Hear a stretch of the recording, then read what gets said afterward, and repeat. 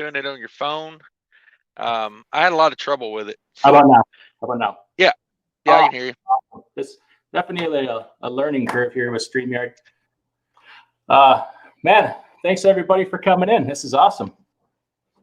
I bet you think I'm clickbaiting you, but trust me, we got a plan here, and I brought in just the man for the scenario here. I'm gonna use you a little bit because I think that well, I know that your numbers are honest and real, and I think Right? that it's something I'm gonna talk about here. I think that you're already kind of working this plan without even knowing it. You just have a different end goal in mind.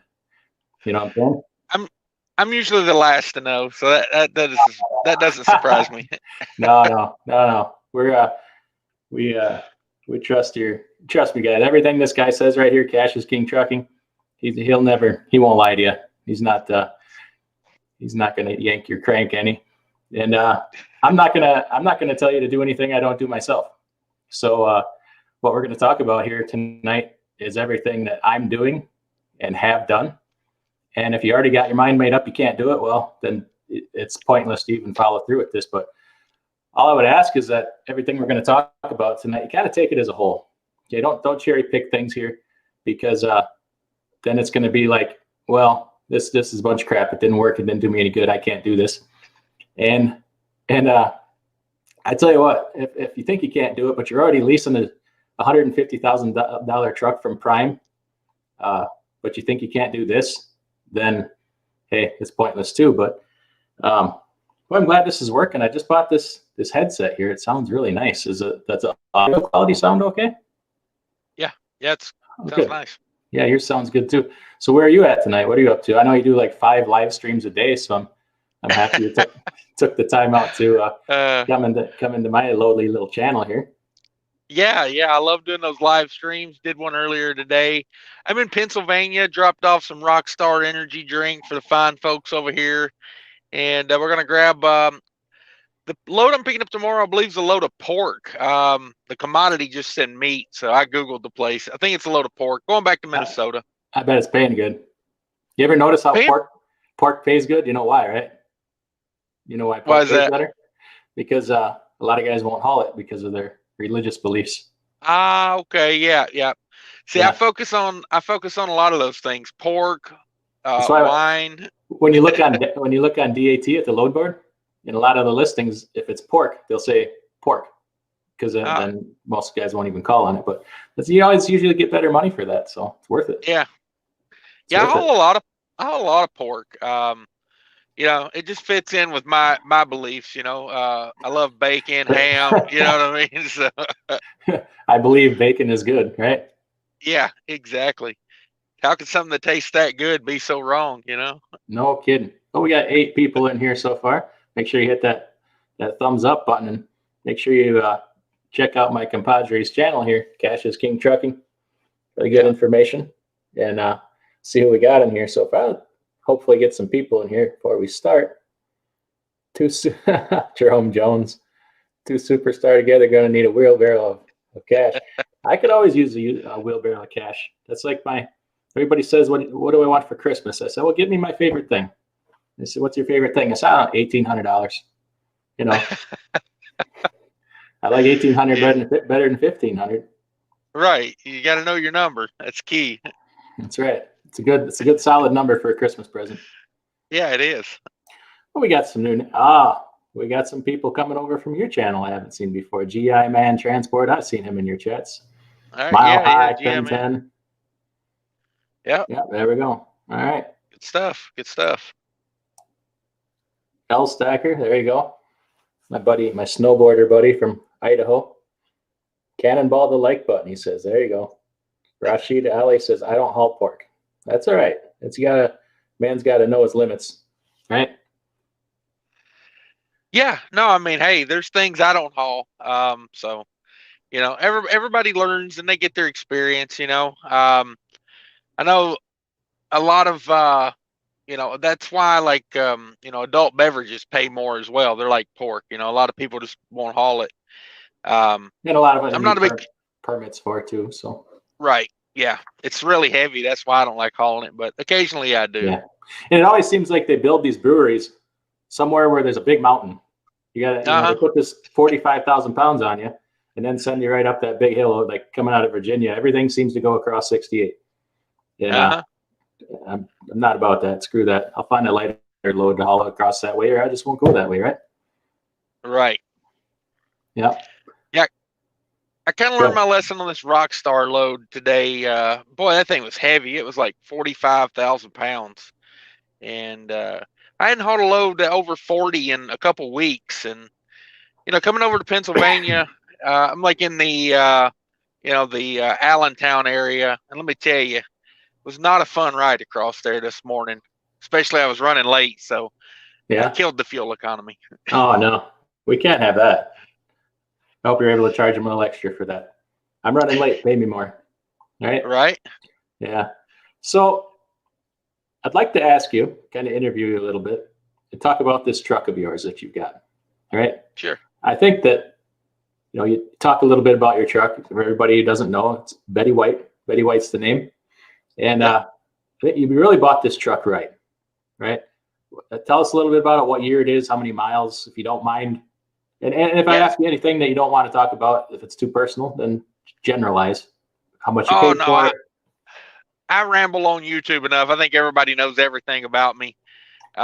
So it's a 2016 Cascadia Evolution I. The I means integrated, which means Freightliner made the engine and the transmission. Mm-hmm. And I bought it at, it had about 412,000 miles on it when I picked it up. And it came from Halver Lines up in Duluth. I called it. They take good care of the equipment. Yeah, they do. They've got a good reputation. And normally their trucks sell a little bit more on a premium, but I picked this up in early March, and everybody was fearful of COVID at the time. So if we go back to the beginning of the year, every truck lot was sitting full of used trucks. Nobody was really eager to buy used trucks. Rates were flat, Right. And, I've bought, this makes the third truck I've bought just straight out and, not from a carrier, not doing the lease purchase.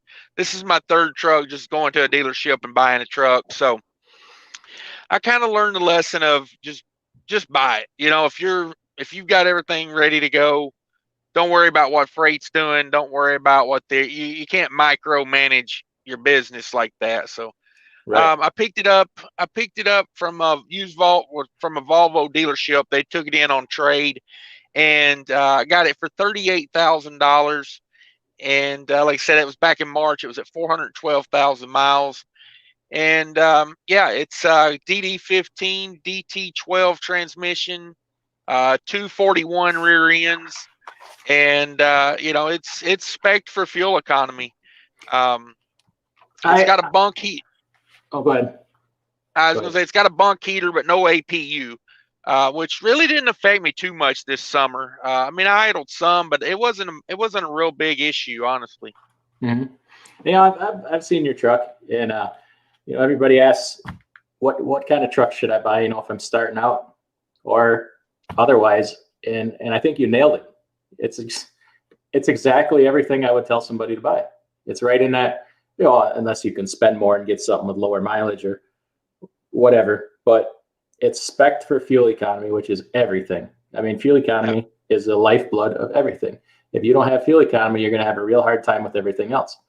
And the price was right. And I think you nailed it on the price, and those deals are out there. If a guy looks everywhere, look for a long time, don't jump into anything, you'll find that deal. And it's kind of what we're going to talk about tonight. That truck you got is kind of right in the sweet spot of priced right. Most of the depreciation is out of it, yet there's a lot of life. There's a lot of life left in that truck. Right. And, so you said about 38. I'm writing this stuff down here because it's going to pertain to what we're going to do here. It's a nice truck. It's in good shape, except for that passenger seat cushion, man. You might want to take a look at that.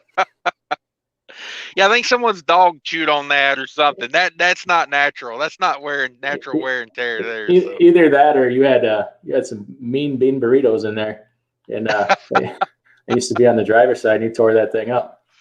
Yeah, that's exactly. I took it off, and it used to be the driver's side. I had to take it off like day one.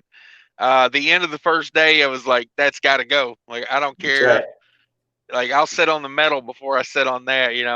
Uh, that thing is rough. It is. It Yeah. is rough. Yeah. So, that's a good truck. It's in good condition. Buying it with 412,000 miles. Um, Now, obviously, if people don't know, familiar with your channel, you're out here, you've been driving a long time, but you kind of got, for the couple of years here, you kind of got a purpose. You kind of got a goal you're trying to achieve. Right. Do you feel comfortable talking about that at all, or Sure. not really? Okay, kind Yeah. of lay No. it Let's out for go. us. When, how long it's gonna this special effort is gonna last, and kind of what, you don't have to talk numbers if you don't want to, but kind of what you're trying to do. No, I don't mind talking numbers. So basically, the truck, what my plan is on the truck is I bought this truck. I've got it on an 18-month payment plan. I could have financed it out for 36 months, but I doubled up and went to 18 months on it. It puts my payment right at 2,400 a month. And basically, what I'm doing with that is I bought the truck at 412, so it had factory warranty left on it to 500,000. And then I got a third-party warranty on the major components, the engine, the transmission, the rear ends, and the exhaust system, up to 750,000 miles on that. Okay. So my plan is to keep this truck for about 3 years, and that should put me right at the end of the warranty the way I'm running it right now. Averaging like probably 2,700 miles for the week, Yeah. most weeks. So should put me about 3 years in it. So basically, what I'm doing is after 18 months, after the truck's paid off, I'm going to continue to pay myself that $2,400 a month. And then when the 3 years is up and the warranty's up, I'll have the money with trade in on this to just buy them cash from here on out. Okay. Um, Just for my numbers here, you said when it's paid for, you'll pay yourself $2,400 a month. About how many months do you think that'll be of you paying yourself the um, 2,400? I'll, as until the warranty's up, basically, I figure about another 18 months. Okay. Basically it'll double what I would have been paying, 36 months. I basically doubled the payments for 36 months. And at the end of that, I'll have enough money to saved up to pay cash for, and actually I want to level up truck a little bit, get one with a little less miles on it next time. Right. So Right. I figure with trade in, and not having to pay interest, I should be able to get a truck in the like 300,000 mile range when I So come back. every time you roll into a new truck, you're just going to upgrade a little bit. You probably never upgrade fully to a new truck unless you No, level up in life, right? unless Freightliner wants to sponsor me with the new Cascadia, or I mean, honestly, any brand wants to come with a new truck. I got them, Yeah. But that's about the only way I see myself in a new truck. I'm just Right. not going to take the depreciation hit on a new one. No, if people don't realize how big that depreciation is the first year, I was looking at the truck paper the other day, and I came across 2 or 3 Cascadia Evolutions that were 1 year old. They're 2019s, and they had between 80,000 and like 101,000 miles on them. Now, brand new, what is that? About $165,000 truck, give or take, Right. with the options. Yep. They were listed for $100,000. I mean, that's Right. $65,000 right off the top the first year. Yep. And whoever traded it in or sold it, whatever, they probably gave them 85,000 for it because they got to make some money, Right. So you're talking $80,000 in depreciation the first year. Let somebody else take that, please. Right. Why would you do that? You're killing. Yeah. Oh my God, you're killing yourself. Yeah, I wouldn't do that to myself. That's I've bought a couple new cars in my life, and I just bought my wife a new car this past week. And when I say new, I mean, 10 years old. And that's just how we do it now. Like, we pay cash, and we somebody else, like that car that she's got now, that thing was $80,000 brand new. Yeah. And we bought it with, I would say, about half the life still left on it, for about 10% of what the original price was. Right. So Robert Burns says it's $20,000 a year in depreciation for the first 5 years. There you go. Robert Burns, I recognize that name. Is that Robert? Are you my neighbor? Just let me know. You would know. I've not seen you in my channel before, but you might. Anyway, yeah, that's a pretty good kick in the tail right there. Yeah. And there's nothing wrong with it. It's not like, they traded it in because there was something wrong with it. You know what? People get into this business every day and realize, you know what, this ain't for me. Or you know what? Yep. More likely, I can't afford this. It's probably what happens. Look, do your whole inspections. And actually, I don't even recommend people buy a truck that new. I'm just saying, if you got your heart set on a truck and you're bound and determined to get a new truck, maybe go that route. Right. And by the way, if you're leasing a truck from some of our favorite mega carriers, you're stuck with it. You're stuck with that depreciation. My God. Oh, he is my neighbor. All right, welcome, Robert. I didn't know you knew about this. What were we talking about? New trucks. Anyway, depreciation, yeah. Tonight, I don't know how many people in here. We got 13 people in here. Does anybody watch my Friday videos? How many people? I know you do, Cash. Oh yeah, it's one of my favorite series. that's I find that weird. I find it weird that anybody watches any of my videos, because I know I'm not entertaining.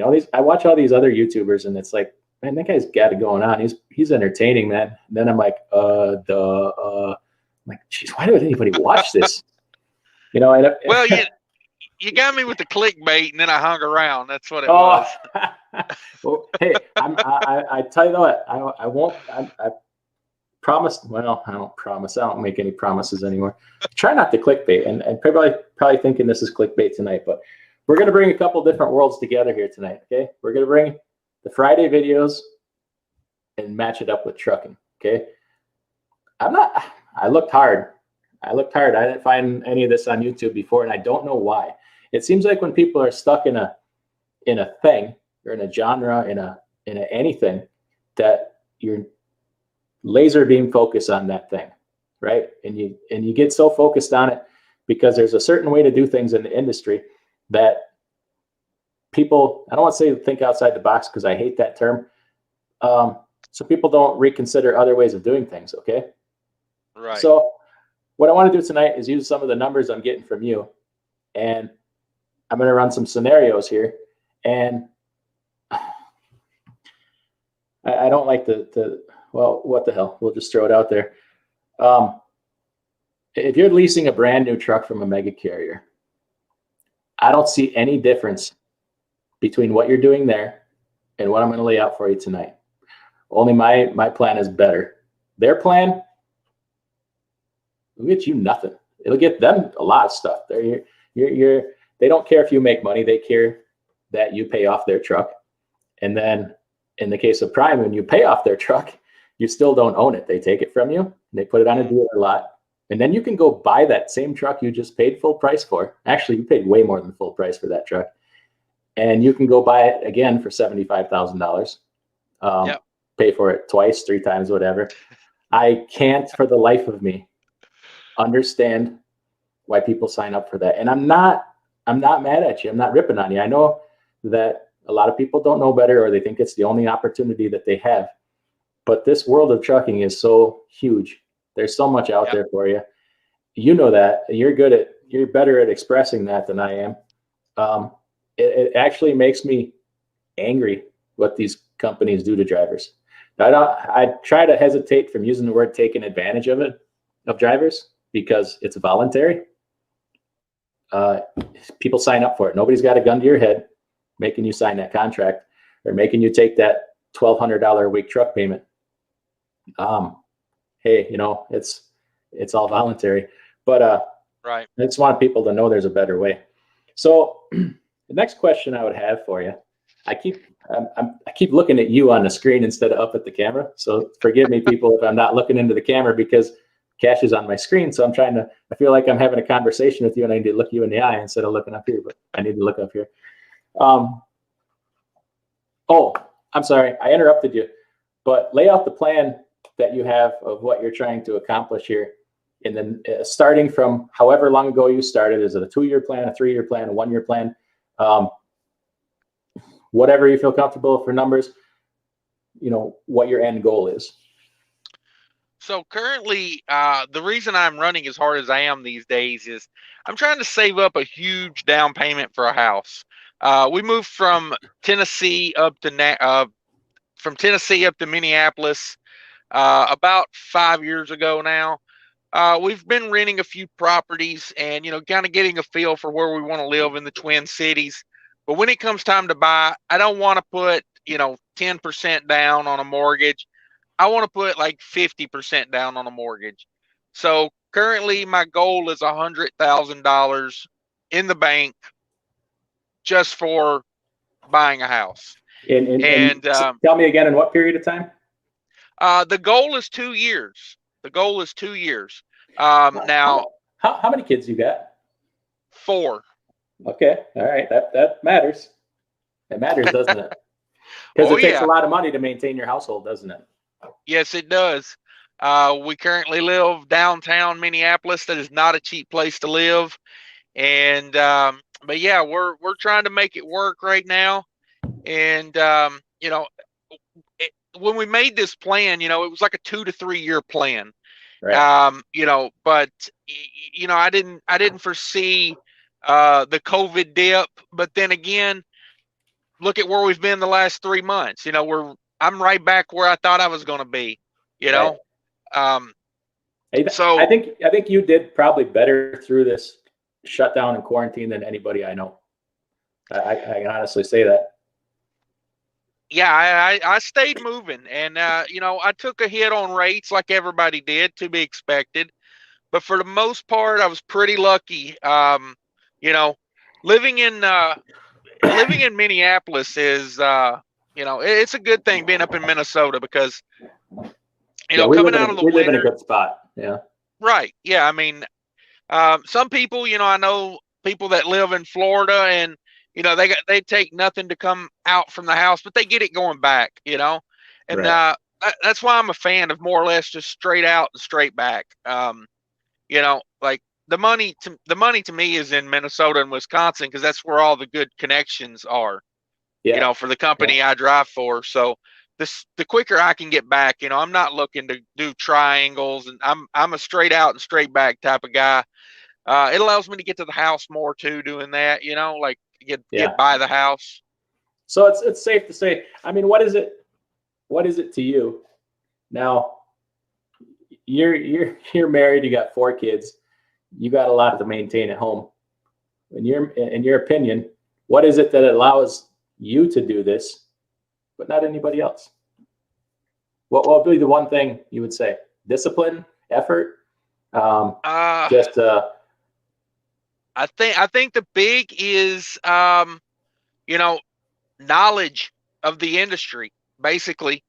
I think a lot of the guys that are in the lease purchase programs, I think they just don't. A lot of us, you don't know better. It's like when you do research on the internet, you think of the guys, the big mega carriers with the huge marketing budgets. The first 5 pages of Google are them. Like you type in anything to do with trucking, and you get mega fleet after mega fleet after mega fleet. And that's not where the money's at, in my opinion.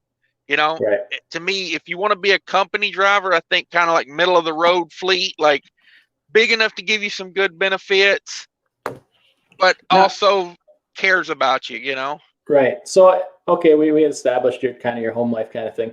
If you were single, or if you were just you and your wife, and you were trying to accomplish the same goal, obviously your home expenses would be significantly less. What do you think you could stash away as a single person? I think if you really buckle down and you ran like I do, and you sacrifice like we are, I honestly believe in a decent freight market. I think you could stash close to $100,000 a year. I didn't expect that. All right, we got back up just a second. Now, about an hour ago, I called you and I said, "Hey, you want to come on and do this live with me, right? I didn't tell you what we were going to do, did I? I just said, no. hey, think this over in your head. I want to know about your truck, whatever else you feel like sharing. So I didn't tell you what we were doing here, right? So you're not making these numbers up to make me happy, No. right? Okay. No. All right. I hope people are. I don't even know if I feel comfortable using $100,000, but we're gonna just for playtime, just for play money. Yeah, absolutely. A supportive family and wife help a lot. They absolutely do. We're just trying to throw out a scenario that suits everybody here.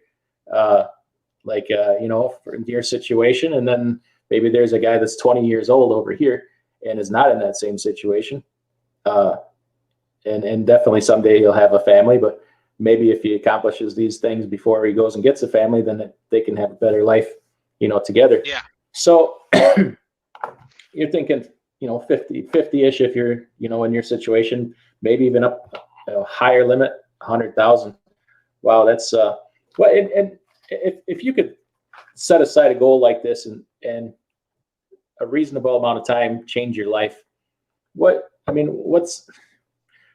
do you think is the longest you would want to go on something like that? And if you could knock something out in a couple of years to really set you up for the rest of your life, I mean, 2 years, 3 years, I suppose it depends on how many kids you got and stuff, right? Right. Yeah. Yeah, I plan on after we get the house and everything. I'm kind of thinking I'm probably going to do shorter hauls. You know, I probably won't be expecting to make the top revenue that I am now. Because typically, the more you're out, the more longer runs you're doing, you can make more money on shorter runs, but you can't get as much done. There's more load times. So I feel like the 2-day runs are really the sweet spot for making, the most amount of money in the shortest amount of time. Right. So I'll probably tighten up a little bit on that. But yeah, if I knew what I knew now at 20 years old, I'd probably done be retired, honestly. Yeah. Well, here's the thing is, we obviously know some of this when we're younger. It's just the other part of it that comes with age is the discipline and maturity. Right. Yeah. If you have that to go with your younger self, oh my God, I hate to think about it. My gosh. But so kind of the last question I would have before we kind of go a little further into this is, you buy a truck with 400,000 miles on it. You know how many miles you drive a year. It's a good truck. You keep up the maintenance. I know it was maintained before you got it because I have knowledge of that fleet. How long would you feel comfortable driving that truck? Like before it would be like, okay, I got to get rid of this because it's killing me. I mean, from two scenarios, one scenario just being life as usual, and then the other scenario being like, okay, the longer I drive this, the faster I can accomplish my purpose here. Right. And that is one thing I have thought about is, if it's a solid truck all the way through to the warranty, do I dump it at the warranty, or, do I continue to run it for another year and see, if it goes for another year? I think that's where your decision comes in between, okay, if it was just normal everyday trucking, I'd probably get rid of it at that $750 for the warranty.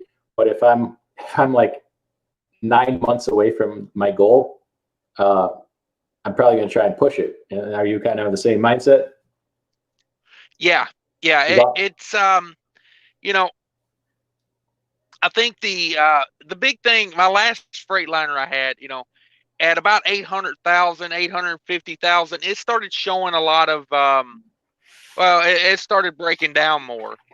But I also know that it didn't come from a fleet, it come from a more mega fleet. And it being a 2014, that exhaust system was not refined in 2014 like it is now. Right. So for me, that's going to be the big thing is, coming up on 750, I got to put some real thought into it when it starts getting around 7, because, like you say, it could, I mean, what is $2,400, on 12 months? That's an extra 30 grand. $43,200, give or take. Yeah. Yeah. So, Robert Burns wants to know how these third-party warranties work. Tell you what, we'll come back to all that. Let's finish this here. I don't want to get sidetracked because people are going to drop out of the chat, and I don't want them to miss. I eventually want to get to the point here. So I'm kind of writing things down here, taking notes, so we can write down what you say, so we can put this all together here. Now you're exceeding. I wrote some stuff down before. Where's the camera? Before we even got on here, so I had some guidelines, and you're like exceeding all of it. So Right. that makes me feel good because I like to try to figure conservative. What they say: under promise, over deliver. And Right. I don't want to set something up here that people think they can't follow. And like I said before, I'm not going to suggest anything that I wouldn't do myself. You got to eat your own cooking when you do stuff like this. Exactly. And if you already got your mind made up that you can't, well, you're right, you can't. Right. So don't waste your time. Go about your life and go about your plan. It probably works for you. But I'm going to suggest something here. What do you think life would be like for you if after this truck you had right here, when it's time to replace it or whatever route you want to go, what do you think life would be like for you if you never had a truck payment again? Even what if you didn't even have to write a check and pay for that next truck? You think your income and your whole situation would change for the better for a very long time? Oh yeah. I mean, It's like printing. Imagine, right now, printing all this money you're printing plus an extra $2,400 a month. Like, you're not making these payments. right. And then you don't even have to worry about saving up for the next one, do you? Because that one's already taken care of too, right? Right. So what I'm getting at here, I don't know. I know some of you guys, I get comments from you like freight trucking, storm trucking. I'm going through the comments here. Let's who else we got in here? GI Man, Jerome Jones. I get some comments from you guys. I kind of got two separate sets of people that watch here. Some of them like the Friday videos. Other ones could care less about that, and they only want to see the repair videos and the business videos. Well, here's the problem. They go together. I don't know if anybody's picked up. I don't know if anybody's picked up on that yet, but I'm about to prove that out for you here. Okay. So you kind of said 2 years, right? And Right. we're going to go with that. He said 50,000 to 100,000, 75,000 fair. The average person. Some people are 20, some people are 40, some people are 50 that are watching this. I want to be fair to everybody and kind of use an average. So we'll just say 75. If you went out with a purpose and like Cash is King is doing here and humped it for 2 years and rates are good. Now is the time to work a plan like this. Okay. And set yourself up for what you want to be in the future. $75,000. What is that? That's $150,000 over 2 years, right? Yep. Okay. We'll run a couple scenarios here. So 2.5 years would, I got to use my calculator because I suck at math. $187,500, 2.5 years. I think that's all we really need. Now this is proof of concept. Okay. We're not dealing with the finest details of everything here. Like I haven't really calculated in interest because at a certain point, there will be no more interest. Right. So I want to use the example of the truck you bought because I think I don't know that there could be a more perfect medium between a cheap truck and a great truck, with low miles. So we're talking about making that truck last what? 4 years, 5 years, 5 years, call it roughly. Say play with these numbers. Stretch it to 4. Okay. So we paid, let me look here where I wrote it down. $38,000 for the truck, right? Over 4 years. Okay, that's $9,500 a year is what you're going to pay. Is the cost of that truck over 4 years, right? Once again, right? Interest, but after the first little bit, that's going to go away. You're not going to deal with interest anymore. So it is what it is. You do the best you can. That's another thing. These finance companies, 10%, 12%. My last truck, when I bought it, I financed it at 4% through my local credit union. Yeah. And it's not like they all want 25, 30% down. You just got to find the ones and build a relationship. And if you do have to buy it at 10%, 12%, I'll tell you what, it's a lot easier to refinance a truck than it is to finance it in the first place. So that's very true. Get it, run it for 6 months, a year, and refinance it. It's way easier. There's nothing to say you got to keep that 10% loan through the life of the truck. So we're talking about $9,500 a year over 4 years for that truck. Okay, we're trucking. Now let's bring that investing and finance part into it. Okay, we talked about for anybody who doesn't know, okay, I do a lot of investing on the side. I make videos about it. Okay, I'm kind of what you would call an income investor rather than a growth investment. I don't buy Tesla stock and hope it goes up. Okay, I buy things that generate revenue, and it's passive income. You make the investment, it pays you whatever. So we have a passive dividend income portfolio. Okay, so using the numbers we talked about, if you went out with a purpose and humped it for 2 years and amassed that $150,000, and I have a portfolio of 49 different dividend stocks in my portfolio. Okay, about 17 of them pay over 5.5% dividends. Okay, every year. Now you say, well, what if the market crashes? It doesn't matter. You still get the dividends unless something happens. They can be cut, but you don't put it all in one spot. You spread it around. And this is not investment advice. This is a scenario of I'm trying to change the way you think about integrating your money in your business. Okay, we took that $150,000 that we amassed over 2 years, and we invested into some income-paying assets that pay about 5.5%. Okay, that's $8,250 a year that it's going to generate in income. Okay, we're coming up a little short. We're coming up at about $1,300 short a year. Okay, of what we need to pay for that truck over the course of 4 years. So I mean, if we stepped it up to that $187,000, you're talking about $10,285 a year forever. Not forever.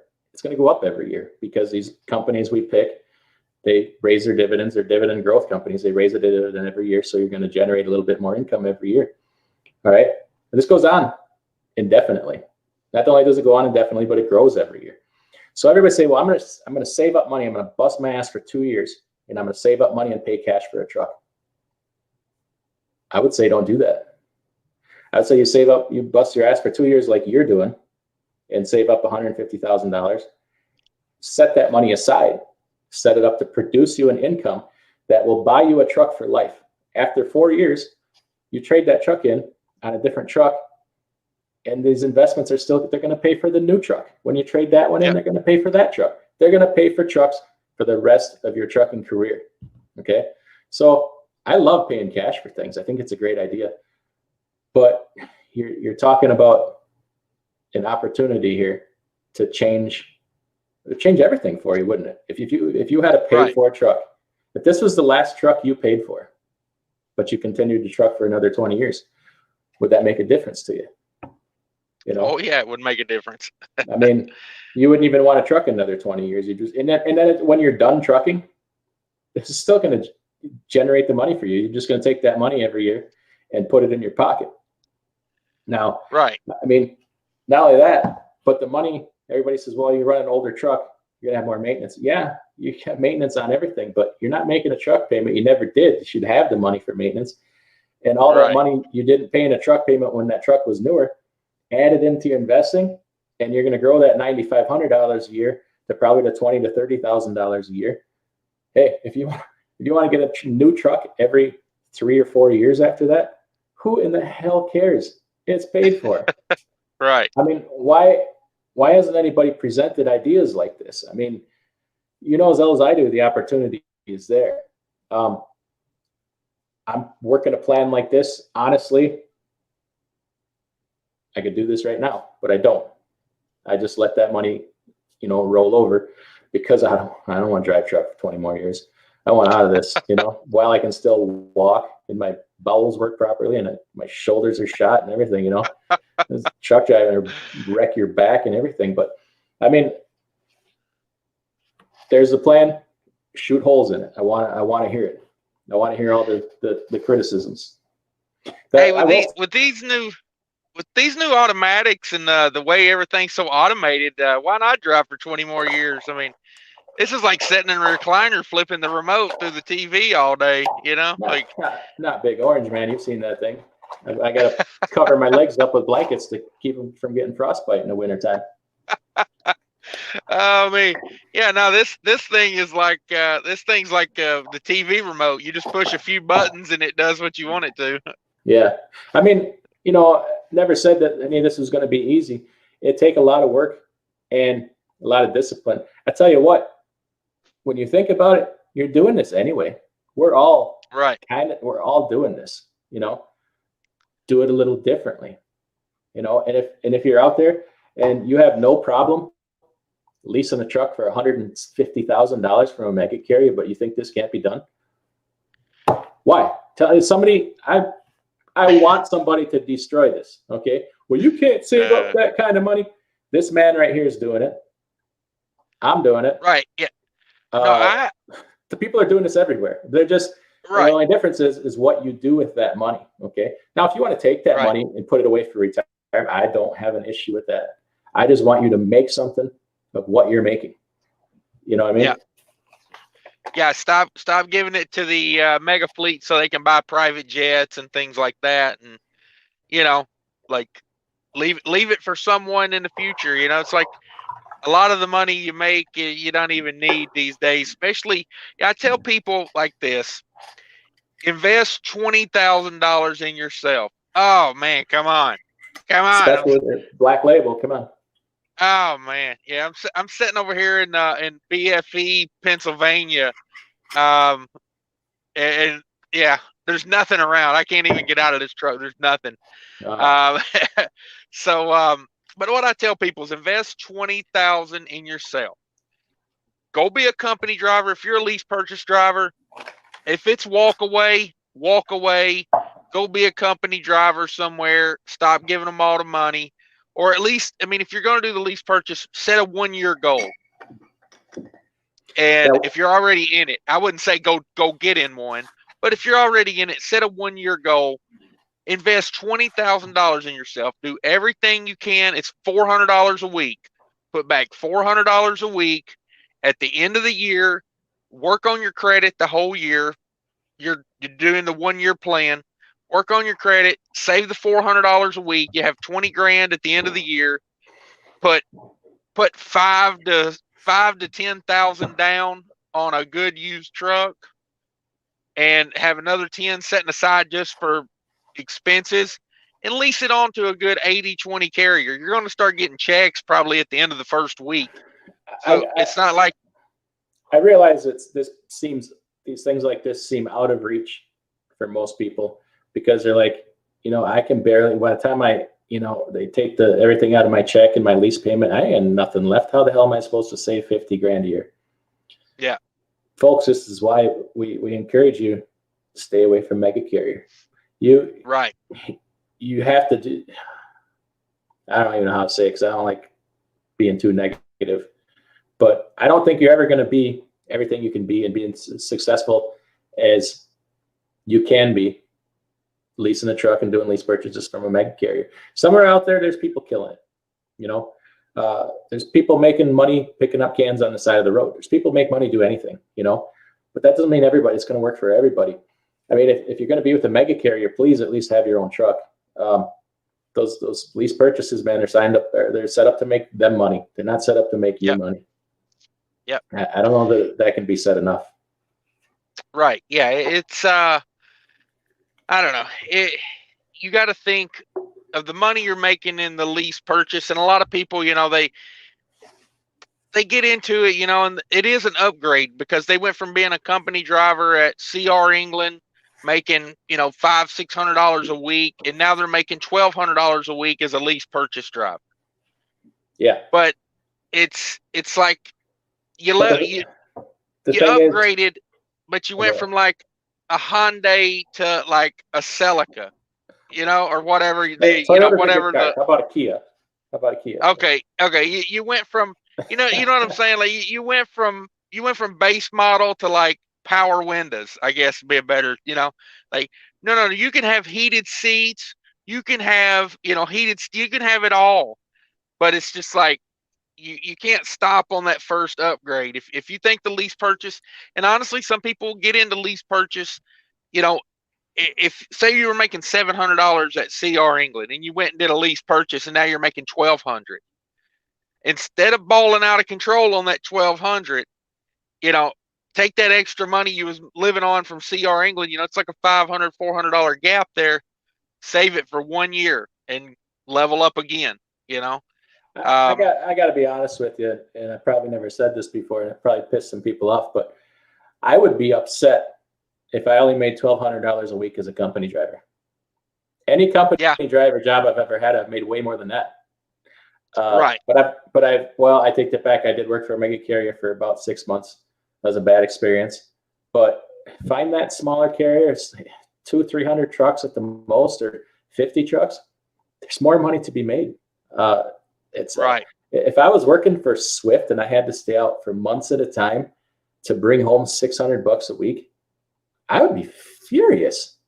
I would. Oh, yeah. No, my next little preview here, my next video, probably, well, I got one coming out tomorrow, but the next one after that, I got another Craigslist job search video coming out in the morning. But then my next video I'm working on after that is why drivers quit. Why is the turnover rate in trucking 100+%? Mm-hmm. And you hit it on the head right there. Like, it's like, who's going to stay out on the road for 4 weeks and make $800 a week? It just doesn't add up to me. I mean, there's a carrier there's trucking companies everywhere, and there's a carrier within 50 miles of you that will get you home every weekend, and you should still gross at least $60,000 to $70,000 a year.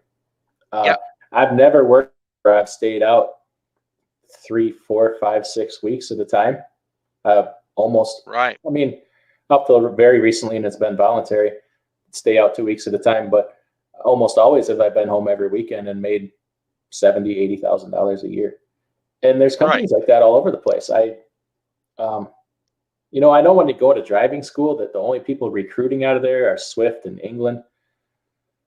There's more companies out there than that. Just go Google search it. Open the Asian My Show is in here. Holy cow, we're stepping up to the big leagues, man. Tell you what, bring it. You're like a magnet. You bring in all the celebrities. Tell you what, I gotta ride your coattails a little bit here. Thanks for the hat, Asian Maya. I really appreciate it. And thank you for the hat, Cash. I appreciate it. That was awesome. No problem. I gave them out to the first people that emailed me, so I just thought I'd dole them out. Oh, I was on when they mentioned that. I was on that email. I already had it open. I was already typing. I'm like, I want that hat. I'm too cheap to buy one. I don't even know. Can you buy one? I don't even know if they're for sale. Oh yeah, they're limited edition. You can buy them though. Yeah. Is that what that sticker is on there? Is that the limited edition part? I believe so. All right. I hope you got yourself one. Did you get one? No, I did not get one yet. I gotta load up and get me one of those. Yeah, you gotta make a phone call, man. You gotta load up on that hat. I don't wear hats very often. I got this luxurious hair that I don't want to mess up. Mine's a little shinier up there than yours is, so I always wear a hat. Always wear that hat. I get a sunburn up there and I won't be able to sleep at night. But yeah, what were we talking about? So it really, it's really none of my business, but it upsets me when, even if you're in a truck stop and you hear people talking about what they go through to working for a mega carrier, and all the politics, all the little intricacies that they have, and I got to do this macro, and I got this policy, and they have these funny names for everything, and I'm like, I've been driving like 22 years, and I have no freaking idea what you're talking about. What are you even talking about? They're like, well, you got to do this, and I'm like, no, you don't. Who makes up those rules? I'm like, you picked it up here, and you take that thing over there. Don't hit anything in between, and everything else will be okay. If you mess up your paperwork, we can fix it. No big deal. Follow your logs and do everything the right way. But if you forget to do a Qualcomm macro, I don't see how that should be a punishable or a fireable offense, for crying out loud. Some of the things these people talk about is insane. Don't go through that. Don't let them do that to you. You don't have to do that. You have a choice, and you start exercising these choices, then these companies will have to change. They ain't gonna have a choice. But as long as we let them do it. I spent half of the first year of my driving career trying to enter macros and waiting on a Qualcomm to load up. That's the worst part of it. You're ready to go, and that thing is on its own schedule. It's just flipping you the bird for half the day. Yeah. And so yeah. No, I have friends that. Oh, go ahead. Oh, sorry. I was just gonna say, yeah, they're very outdated. I don't understand why they even exist anymore with the Qualcomm. It's so out of date. Yeah, and it's like the person on the other end can't cope if you do something wrong. It's like, oh my God, I did do this, now I got to do that. I'm like, I got to deal with 10 people every day trying to kill me.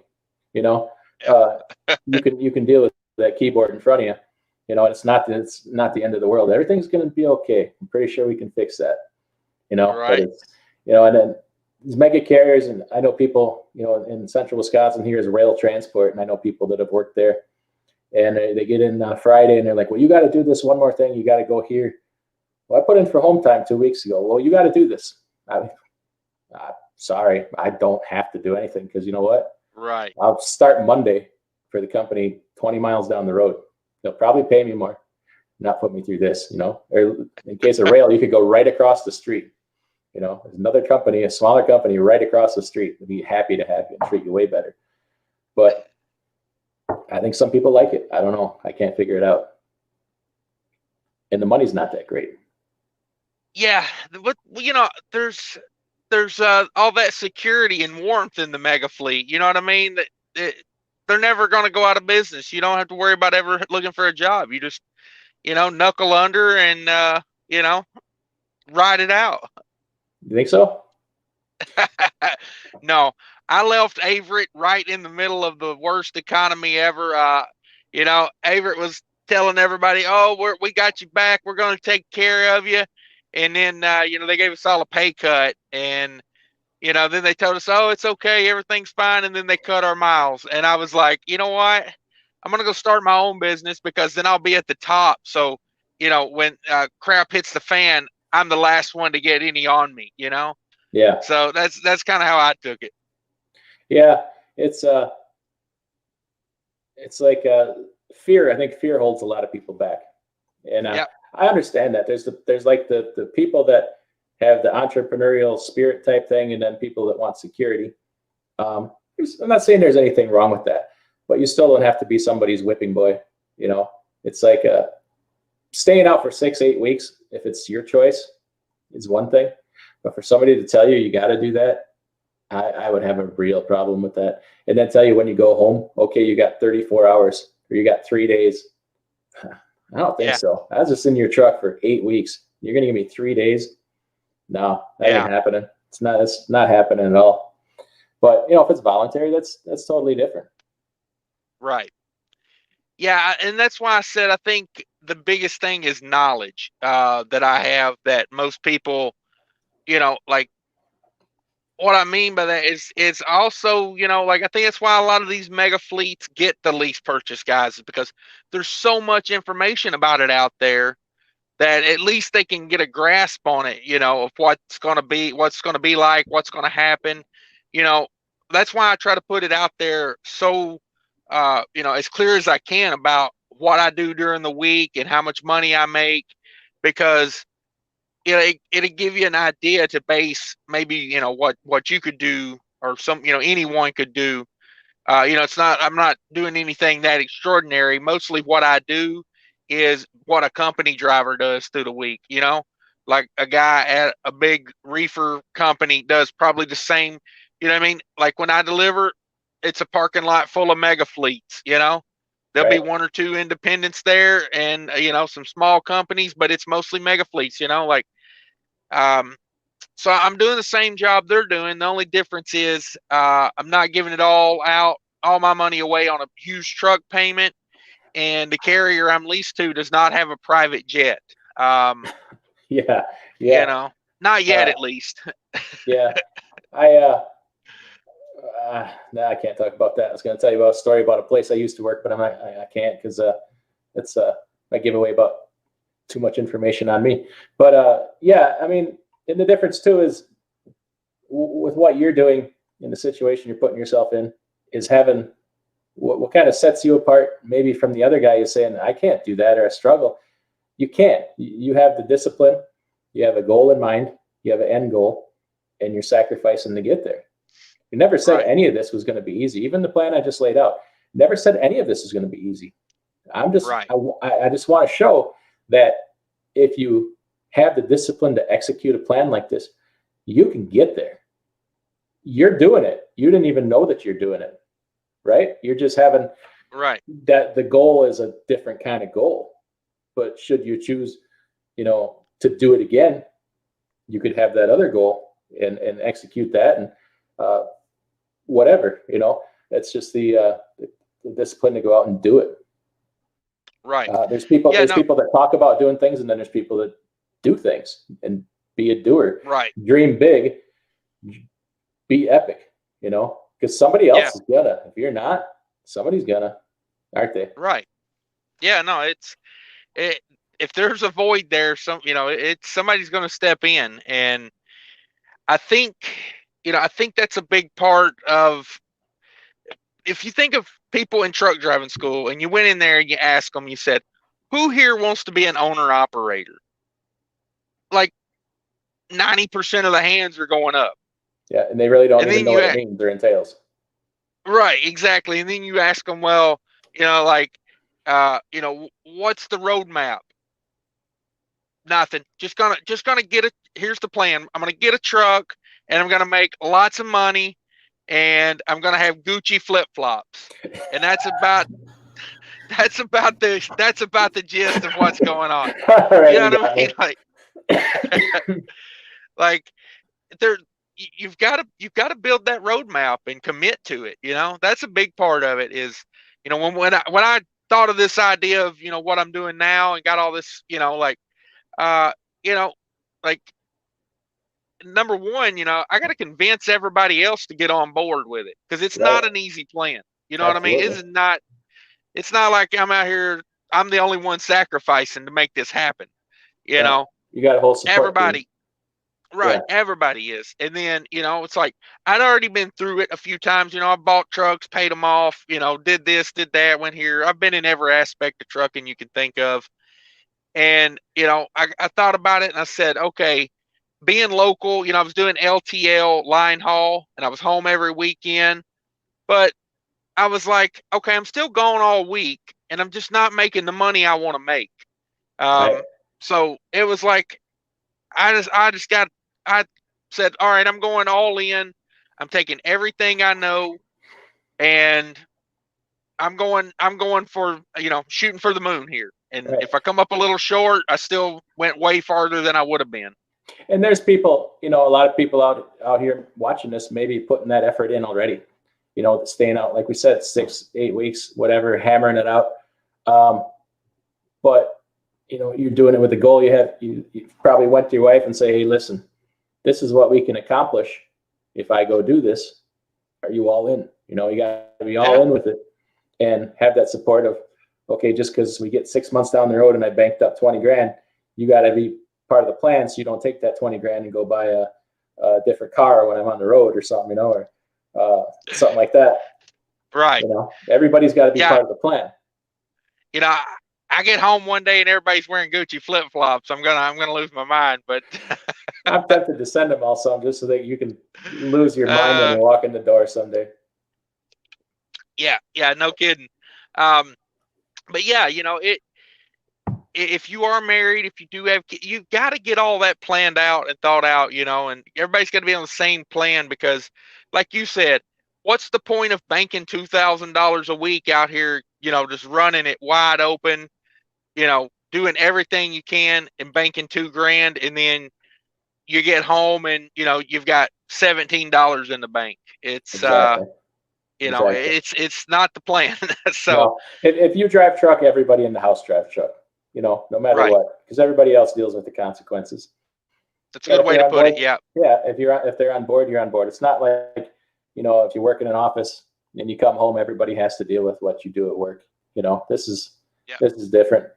Um, but if they're on board with this, they're on board with it. Like I said, people are out there doing this level of work 6 8 weeks anyway. Why not put together something like this? Those were simple numbers to put together. If you're out there, yeah, spend an hour someday to say, oh, if I do this, if I do that, and okay, how much would I have to put aside every week? And maybe I can take that amount of money and have it automatically transferred from my checking to a savings account every week so that I don't have to remember to do it. And I don't have to have the self-discipline. Even if I don't have the discipline, it's being done anyways. And then, research and definitely watch my Friday videos and learn all about investing and getting, returns and stuff. And before you know it, you'll be halfway there. Once you're into this plan and you get that first 50,000, saved up, and you got that money start rolling in, that's going to motivate the hell out of you. You're going to be like, you know right, what, I can do this, and I'm going to do it. I'm going to do the hell out of it. right. I'm gonna set up an income that doesn't just buy me a truck. It's going to buy me a car. It's going to buy me a house. It's going to buy me every freaking thing I need in life. And it's when you win. You won. Right. You know. Yes, and that's that again. It goes back to the knowledge thing. I really think there's a lack of people sharing knowledge. Asian Mai. That's why I love watching his shows because it's just putting knowledge out there because Right. a lot of these guys, it's like I said, you walk into truck driving school, none of them know the plan. They all know what they all think they know what they want, but But then, they just see other people doing it. They just see other people doing right, it. They don't understand what it takes to get there. They can get there. They can get there day one out of right, trucking school. Some mega carrier is going to put them in the truck, and they're going to think they made it, but yep, they didn't really make it. They just got the payments. They didn't get the rest of it. It's like, or they right, see their uncle doing it in style. They see their uncle driving a long nose Pete in a stainless reefer and think, man, that man's rich. He's got it made. He's probably ass deep in debt and doesn't show a profit at the end of the year. And you ask him, well, what do you pay for quarterlies, or how much did you pay? Well, I didn't pay nothing. They're all proud that they didn't pay nothing. Well, I'm like, you know what? You make any money, right, not that paying taxes is not my goal. Don't get me wrong, but it's a good situation to be in that no matter what you do, you can't spend enough money to not pay any taxes. That means you made a lot of money. Okay. It means Asian Mai should know something about that. It's a money-making machine. I doubt he's still in here, but I just popped in to say hi. But in that regards too, and you said people giving out information. If you watch a YouTuber and you don't like them, you think they're full of it, whatever, hey, that's cool, but people got to understand the kind of effort it takes to do this. And that man's just trying to help. Anybody yeah, that's just trying to help, even if they're wrong, people are wrong sometimes. I'm wrong. People have pointed out mistakes that I made. Sometimes you slip up saying words, or you put another zero on something, or hey, I'm just trying to help. It's not like somebody's being if you see somebody being dishonest, that's another thing. But like you, me, Asian Mai, several other channels, just trying to help. If it ain't right. for you, it ain't for you. But anybody who hasn't done this doesn't understand the kind of effort it takes to do this. It takes a lot of time. And I know Asian Mai's got to put in a lot of time because he does some big time interviews and stuff like that. Yeah, I think a lot of it is the younger people coming up too. I really want to help them because it's so easy to get rolled. The Asian My Show did an interview with a guy the other day. They were teaming at CRST, I saw and that. It's heartbreaking. it's like it is. I feel like those guys are doing a job that should be paying probably 4 to 5 times that. And who's making that money? Either CRST is destroying the rates and they're just undercutting everybody just to make a penny, but I don't think that's the case. I think somebody in a suit and tie over there at CRST is probably stacking more money They are. than than they know what to do with. These mega carriers, they build these big shrines to themselves. I'll talk in big generalities. I used to work at a place, okay? And the man that started the company was a very humble man. And he grew it into a large company. But the guy was humble as hell. I mean, he was one of the richest guys in the state that I live in. And he drove a Dodge, what's the equivalent of the Dakota? Is that the light duty Dodge pickup? Yeah.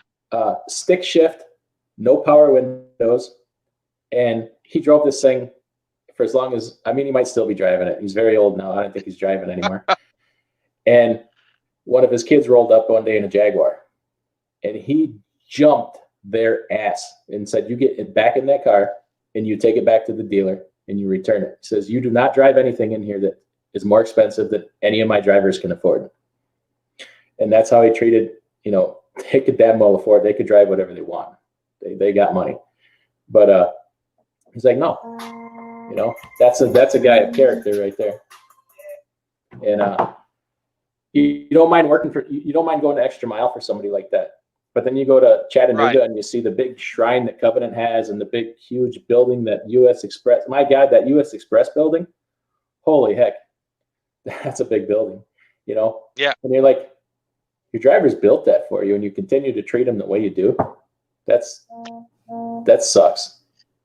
Yeah, I feel like mega fleets are like casinos. You know what I mean? They take all your money and they build these extravagant buildings, and it's just a big FU every time you roll into that lot of, it's like when you come off the hill into Vegas and you see all the lights. Yeah. You're like, oh, that was built on despair right there. All of that was built on the hard work of.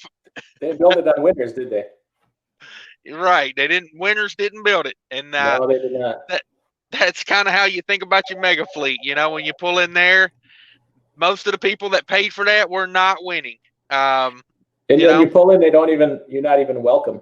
It's like what are you doing here? You got to go through a security gate. It's like, I work here, man. You got to have a pass to come in and a pass to come out. You got to get your pass signed to get out the gate. It's like, dude, I work here. Just let me go. Right.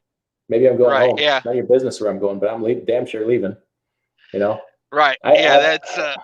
I think I have a problem with authority. It sounds like it. This is like a therapy group, and I'm starting to realize I have a problem with authority. It's kind of like I always tell everybody, whenever I start my fleet on Driver Appreciation Day, you better guarantee I'm routing you all as far away as I can so I can go back for seconds. That's right. That's right. I worked for a really crappy fleet one time, and oh man, it was so annoying. I was in there trying to have a meeting with a guy. I was over the road and they had local positions. I wanted to talk to him about a local position. And the guy was literally paying me no mind. We met in a little conference room, and he literally, before they had Driver Appreciation Day earlier that day, and everybody was joking at him. He was going back for like fourth. It was like his fourth cheeseburger he'd had that day, and he didn't care if anybody else got one because he was on his fourth, and he was putting double patties on there. And I was trying to talk to him, and he's over there putting mayonnaise on, ketchup on, and I'm just like, yeah, I want to talk to you about that. And he's over there just more worried about that cheeseburger. And I was like, all right, yeah, I'm out of here. And you ever notice how some of the richest people are some of like the most miserly people? It's like they'll they won't pay. They're millionaires and they won't pay for their own hamburger. They'll wait till the company's paying for it, or they won't put gas in their own car. It's like, dude, just chill for a minute because you made all this money. You're never going to enjoy it in your life, Right. We can't lose sight of that either. We got to enjoy stuff. But let's answer.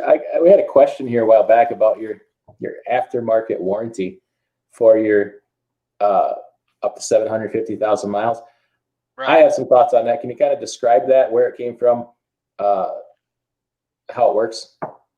Oh yeah, that's the amazing company, Premium 2000. I'm not a huge fan of warranties. I'll be honest with you. Warranty work is hard to get done. But the way it was is the way that worked out. The Volvo dealership where we picked this up, the guy that owns the carrier that I'm leased to, He's got, he's bought a lot of trucks from those guys, and he went with me to negotiate and to get this truck because they know him on a first name basis there. So I said, hey, why not take a guy that spent millions of dollars here to, with me to throw some weight around? And they wouldn't come off a price on the truck. He was trying to get them to come down to like, he's like, I know y'all didn't give nowhere near 38,000 on this truck, so like, Right. he was trying to get them down to like 32, and they actually had the truck priced at like 38,999 or something like that. Right. And the best they would do was to come down to 38. And so what they did is they gave us a discount off the warranty. Okay. So we negotiated that into the deal. We bought the warranty through them, and so they got. To answer the question further, I don't much mind paying for extended warranty. I mean, on today's trucks, it makes more sense than maybe in the past because of the after treatment systems and Yep. the emissions control systems. In the past, you didn't have that, and I've only one time got any warranty work done. The rest is all out of my pocket. Most of the time they want to fight about it too much. Anyway, there's several aftermarket warranty companies out there like NTP. I did buy that one time. Garbage. They they cover everything, but they pay for nothing.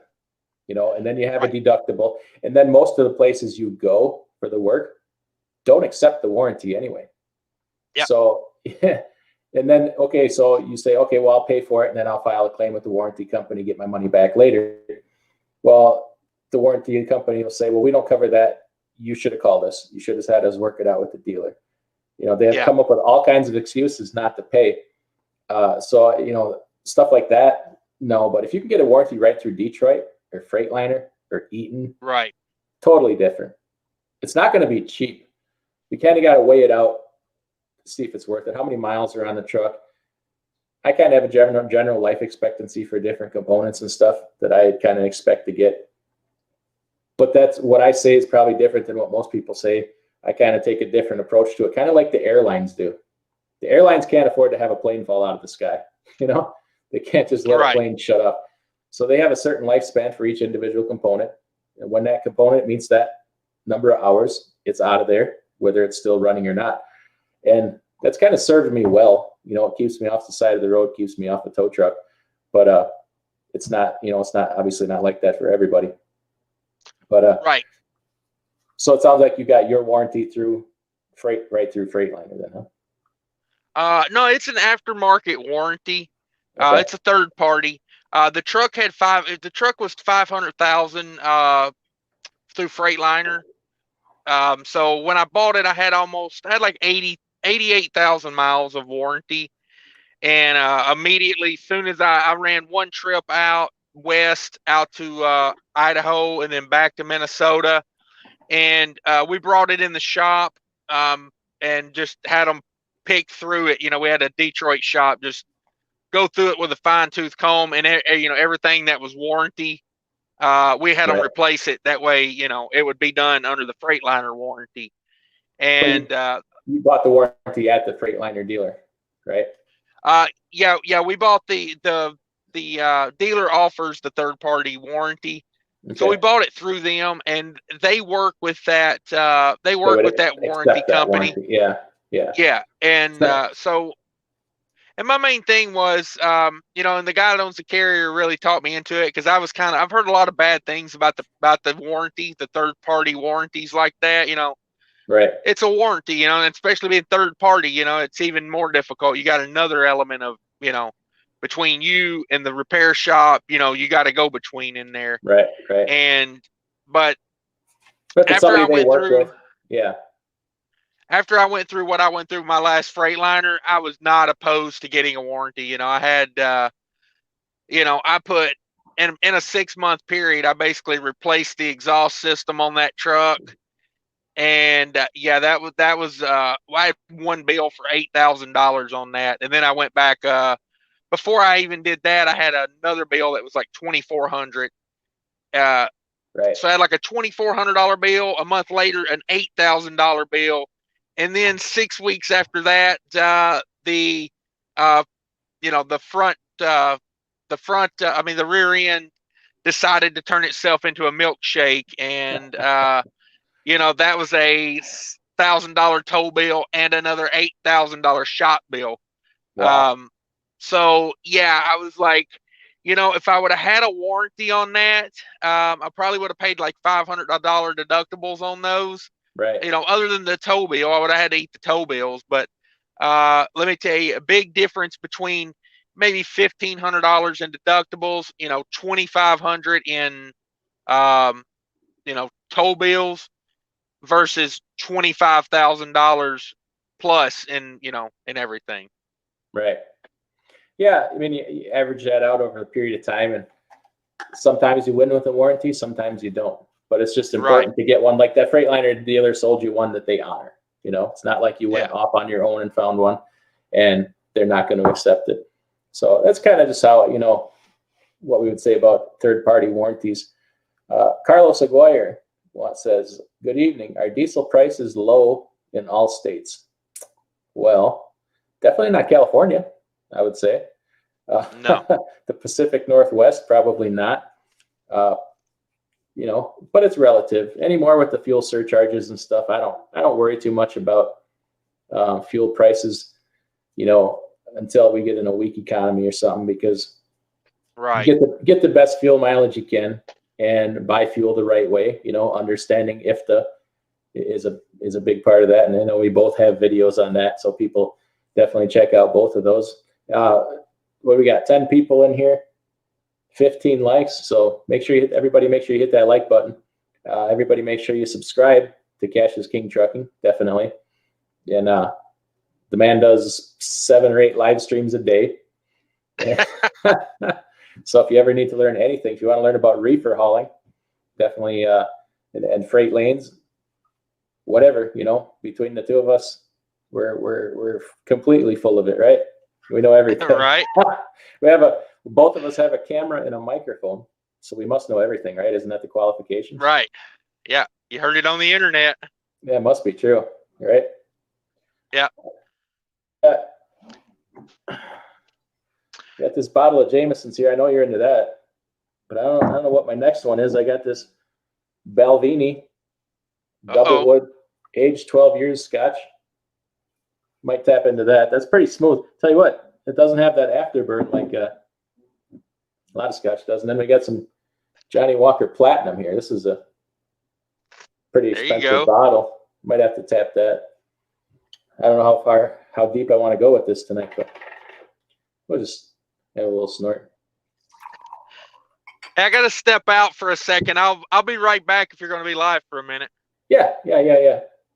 All right, I'll be back in a second. Okay. Am I keeping you there? You got to go completely? Or? No. I just need to run in and use the restroom real quick. Oh, yeah. It's right back there by your fifth wheel. Behind your trailer. Right there. I got you. I'll be back in a second. Yeah. Bye. So let's see who we got in here for in the live chat. Some people have probably stepped out by now. Asian My Show was in here. Carlos Aguirre. R. McGuire, drinking from the red Solo cup. That's right. Proceed to party. We're not gonna light it up completely. We're just gonna we're having a good night. Relaxing. We worked hard today, did yard work all day. Pruned all the fruit trees in the orchard, getting everything ready for winter. Robert Burns is in here. Sounds like insurance companies. Oh, with the big buildings. Yeah, it's amazing. All these companies cry in poverty all the time, but they sure do have the biggest of the buildings in every city, don't they? Big Daddy Rob G. 2 turntables and a microphone. There you go. Says, I am recovering alcoholic, and I think I'm about to fall off the wagon. Good day to do it, my friend. Good day to do it. What's your poison of choice? What's your weapon? We had some really nice weather today up here in the upper Midwest. Winter is kind of abated for right now. It was pretty cold, getting down in the almost 20-degree mark. But now yesterday and today was really nice. I think it was in the 60s, probably in the 70s. But everybody in here, make sure you check out. I know he's stepped out right now, so let's talk about him. let's talk about him behind his back. Subscribe to Cash is King Trucking. Check out that channel. That's a good channel. Anybody who's trying to help give information, definitely subscribe to them. If anybody's got a channel on here they want to shout out, go ahead. I do. I got one right here. We got a comment right here. Can I put that on the screen? Let me see. No, I don't think I can. Kelly's Kitchen. I know that lady. It's a good channel. Let me bring it up here. Everybody, geez, I'm just breaking everything. Everybody go subscribe to that channel. It's Kelly's Kitchen. KELLEY''S Kitchen. The avatar is a bunch of apples on a table. And here's what, that's a video. Here's what the homepage looks like. Everybody subscribe to that channel right there. If you're fat like me and you want some good keto recipes and some good food, eating keto doesn't have to taste bad. If you like cheese, you like meat, it can be pretty good. Got a lot of good keto recipes on that channel. So go ahead and go over there and subscribe. It's a new channel. But anyway, back to trucking.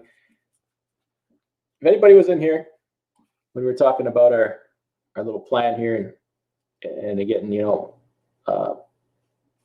free truck, building some income to support a truck payment for the rest of your life so you don't have to worry about it.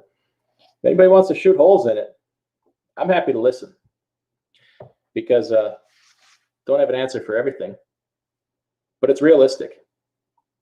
If you don't think you can do it, you can't. If you think you can, you can. Okay, now is a good time to do something like that, or at least get yourself halfway. Maybe you can knock $1,000 off a truck payment a month for the rest of your life. Maybe you can knock $500 off a month for the rest of your life. But just think about that. What would it be like to go through the rest of your trucking career? Now, granted, you buy a modest truck. You're not going to buy a brand new truck. And if you have to have a brand new truck every so many years, yeah, it's probably not for you, but no big deal. Just have the information, make the decision for yourself. It's kind of what I like to talk about here. We got to bring Cash is King Trucking back in here. Y'all came here to see him. Everybody's dropping off, but that's okay. I'm in the process of setting up a new office here. See the wall and everything behind me is blank. But I just got a new desk. Going to have a great big whiteboard. I got some really good ideas. Some kind of non-conventional things for trucking most people don't talk about. We're going to do some new things here. I'm going to hopefully get a green screen behind me. I had one. You probably see my videos where I wear those high-vis yellow shirts, and I turned on the green screen here in the live stream, and it picked up my shirt and was using it as a green screen. So my shirt, I look like a brick wall. Whatever background I took on it put it on my shirt. So that's what I look like. But I'm excited about some of the things we're going to do, and kind of some different things that haven't been done. I look all over YouTube. Some of the things I want to talk about for trucking and stuff haven't been done before. So I'm really excited to do it. I know I'll take a bunch of crap for it because I know everybody's got an opinion and everybody's right. But some people don't think, I don't know if it's they don't think they can do any better, or they don't want to put forth the effort to try, or they're just happy the way things are. That's okay. Everybody has their comfort level, but if you're comfortable with pushing that envelope a little bit, you can really go far. And I brought Cash is King on here tonight. We're getting to know each other a little bit, but he's a really good example of what you can do. If you want to, if you have the desire, the motivation, and are willing to sacrifice a little bit. We're all sacrificing anyway. 2 years, it's going to be hard. My title of this wasn't Truck Free for Life, and hey, this is going to be easy. That wasn't the title here. It's going to be hard. I'm going to lie to you. But like I said, he's done it unintentionally. I've done it intentionally. But I'm not going to use the money for that purpose. I'm getting out of this game early. Going to do something else. So you can do it too. Neither one of us are anything special. We're just guys. We're just people just like you. The fact that we have a microphone and a camera and a YouTube channel doesn't make us any smarter or make us any better than any of you guys. I follow a lot of his live streams, and there's a lot of smart people, and there's a lot of experience. And I also see it in the comments in my channel. There's a lot of experience and a lot of knowledge, and a lot of people willing to learn. You wouldn't be looking for my videos on how to do something if you already knew everything. You wouldn't be going to his channel if you already knew everything, right? So there's a lot of people out there hungry for knowledge. We're glad to spread it. There's stuff people teach me all the time, stuff people teach him all the time. And it's just that being open to learning, if you already know everything, I got nothing for you. He's got nothing for you. But I think most people are smarter than that, especially the people that watch these channels. So let's see what else we got here. Fuel prices. I think fuel prices are Seagram 7 and Diet 7 Up is keto friendly, Big Daddy Rob says. Seagram 7. Probably. Diet 7 Up, definitely. Kelly's Kitchen says, I'll be working on more keto and meal prep recipes coming up. Awesome. That's good.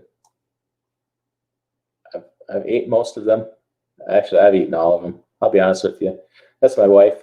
She cooks me that stuff, and I like it. And it's stuff that can go in the truck. I take all that stuff in the truck with me, and works out good.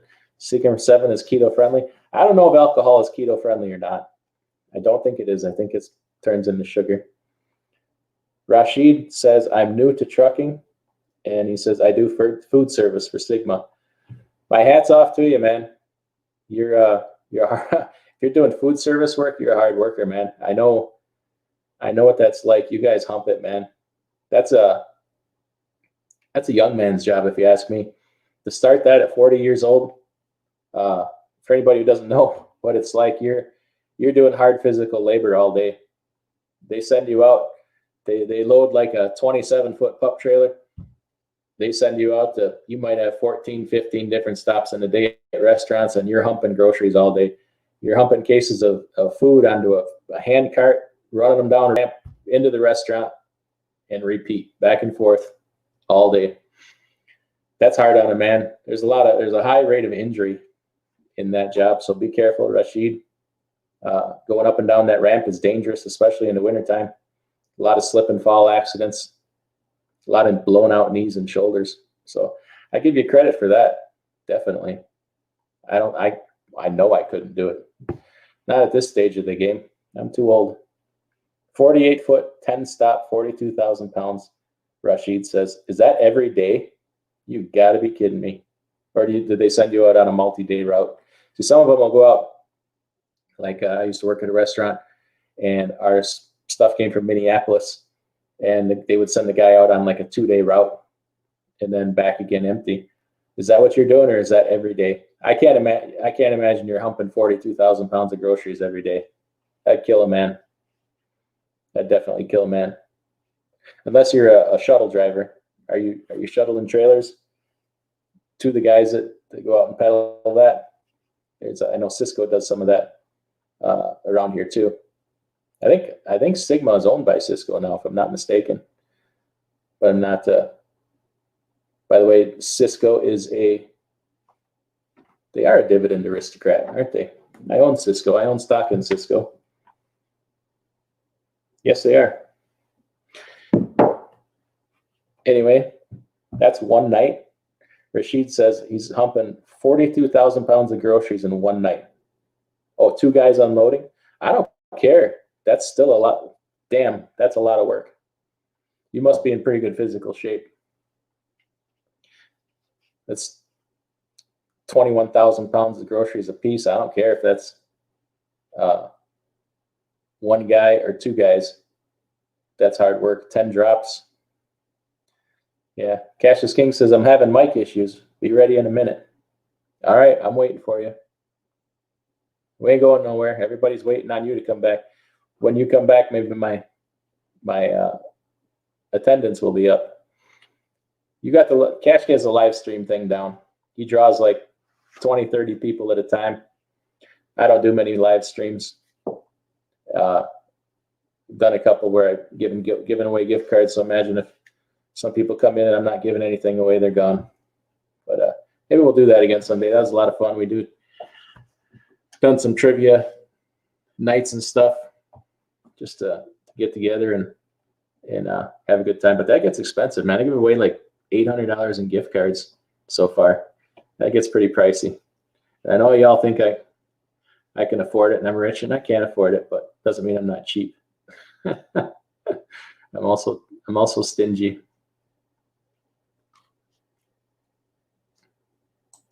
What else have we got going on in here? 11 people in here. How many likes we got? 17 likes. Everybody make sure you smash that like button before you get on out of here for the evening. We're not done yet. We're going to extract some more knowledge from his brain. It's the knowledge and experience in Cassius King's brain is well worth sticking around for. And we did a live stream together, I don't know, 2 weeks ago, week and a half ago. That was a pretty good time. We met up in where the heck were we? Pennsylvania, I think, in the Allentown area. First time we met, and did a live stream. That was pretty good. And he just recently did a show at the Asian My Show, a huge YouTube channel, 50,000 subscribers. And we're trying to put this man over the top because he's got a good channel. So definitely make sure you subscribe. He definitely deserves the views.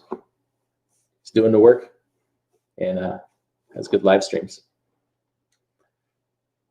So who else we got in here? Back to fuel prices for a second. If you look at fuel prices, it's all kind of relative. If you're leased to somebody, chances are you're getting a fuel surcharge. If you're not, if you're just on a 80-20 split, however you want to do it, but them rates kind of up and down. It's going to be what it's going to be. I would worry more about getting the best fuel mileage you can get. That's really how you're going to give yourself a raise. Make sure that, looks like we got a stray dropping in here. There we go. Hey, I'm back. Sorry. All right. I was having real technical difficulties. Not peeing, but Couldn't get your zipper getting up? back on the, yeah. Trying to work that zipper. It's hard on you, isn't it? Yeah, it's I couldn't remember if it was down or up or how you do that, but Right. Austin got enough Hicks in the stream. house. All right, I haven't seen that name before. Welcome, Austin.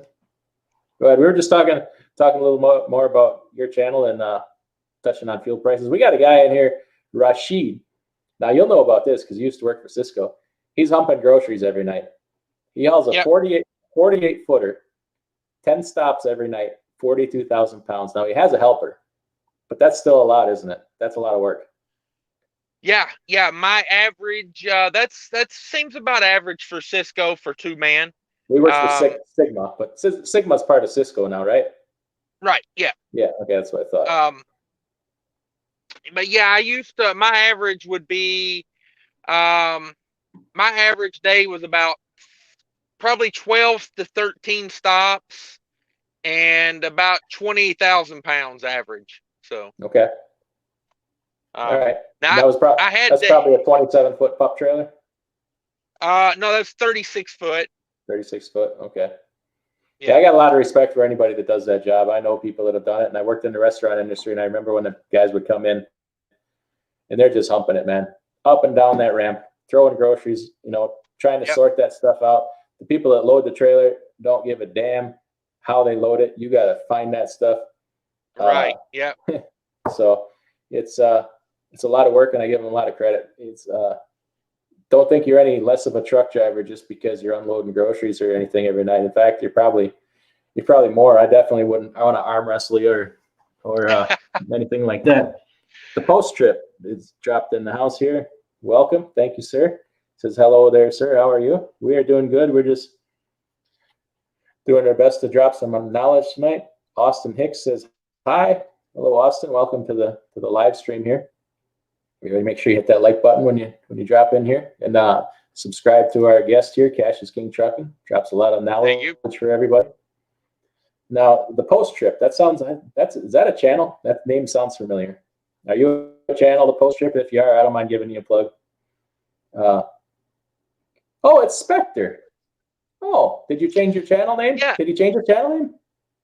Yeah, that's the name of his show. I knew that sounded familiar. I was like, wait a minute. Yeah. Like, I wonder if he changes. Everybody, I don't know if that's his channel name now or if it's. But anyway, check out the Spectre here, the Post Trip. I'm glad to see you back. I know you were AOL for AOL. That's not AWOL. See, I've had too much of this right here will make you say stupid stuff like that. You weren't AOL. You're AWOL for a little while, but I've heard you're back. So I'm glad to have you back. As soon as I got new to your channel, you kind of went away. So I'm glad you're back here. So hopefully we'll see some more live streams out of you. We're just, you missed the first part here where missed all the good stuff. We were running over some numbers and laying out a solid plan. So definitely go back and we're bringing the worlds collided here tonight. We're kind of bringing in the financial world and the trucking world and the knowledge of two know-it-all truck drivers here and solving the world's problems. So make sure you go back and listen to that. Spectre, you're a smart man. I'd like you to go back and listen to that and shoot holes in my plan. I want to know where the holes are in my plan so I can hammer those holes out and make the plan better. You're not going to offend me as long as you are nice about it. So anyway, 15 in the house, 23 likes. There we go. Now we're cooking. I don't know what my record is for likes because it's only like my third or fourth live stream. You're like the king of live streams, so everybody make sure you check that out. Now Whopper 24 in the house. Hello. I have not seen that name before. I'm glad you're here. Thanks for joining us. What were we talking about before your bladder so rudely interrupted us? I forgot. Yeah, they I can't remember right offhand, but yeah, got a pretty good crowd going tonight. Everybody hit that thumbs up if you can, and I was trying to find Spectre's channel, the Post Trip, but I'm having some trouble. I mean, I'm pretty sure I'm subscribed to him. I think his channel is still the Spectre because I saw him. I dropped into the other James Best chat today or live stream today I haven't been there before, but I saw the Spectre in there. So I don't know if he has two channels or if he just recently changed. But anyway, his channel is the Spectre. Okay. Yeah, so check that out. I was never in one of James Best chat before, the other trucker James Best. He gets a little fired up. He's not afraid to defend himself, but you know what? I got to say something. And this is not in defense of him. This is just a general statement because we're all truck drivers here. Everybody gets mad at brokers. They think they don't do anything. They don't earn their money. They don't deserve their money. Try it sometime. Try to be a broker. You tell me, it's a tough job. Selling freight is hard. Selling it to the trucking company is the easy part. Selling freight to, going to a company and trying to get freight from them is hard. They deserve every penny they get. Should they be taking $900 on a load? No, I don't necessarily agree with that. But if they can, I guess I don't blame them because you're going to get screamed at. If you do sell the freight, you're going to get screamed at when you screw up. They'll drop you like a bad habit. If you got a contract with them that you worked 3 years to get, if you screw up the first load, they'll drop you. And it might take you 3 years of ass kissing to get that freight in the first place. And then you got to float the money. You got to deal with, let's face it, some of us truck drivers are a little bit belligerent. You got to deal with that. You got to deal with people constantly trying to get money out of you that The load might pay $1,000 and they're dead set they want $1,200, and argue it all day long. Sometimes you got to pay more than you got into the load. Brokerage isn't all fun and games. It's not as rosy as people make it out to be. So deal with these people with respect. Now, is there shady brokers out there? Abso-freaking-lutely. And I run into them. You can catch them lying, catch them in a bold-faced lying. But then you just complete the load, whatever deal you made with them, finish the deal, do your part, fulfill your end of the deal, and move on. And just don't do business with them again. But for everybody thinking that these brokers is such an easy job, all you got is a computer and a fax machine, you're wrong. That's not reality. And if you think it is, hey, give it a try. Give it a try. That's all I got to say about it. I mean, do you think any different? You really got to have a sales mindset to do that, because that's what that is basically. That's a sales job. Yep. Now, I will say one interesting thing. While you're defending the brokers, I'll play devil's advocate. And I'm not defending them. I just want people to appreciate. People think they got nothing into this, and it's an easiest job in the world. You just call a place and ask for freight, and they give it to you. That's just not true. Let me guess.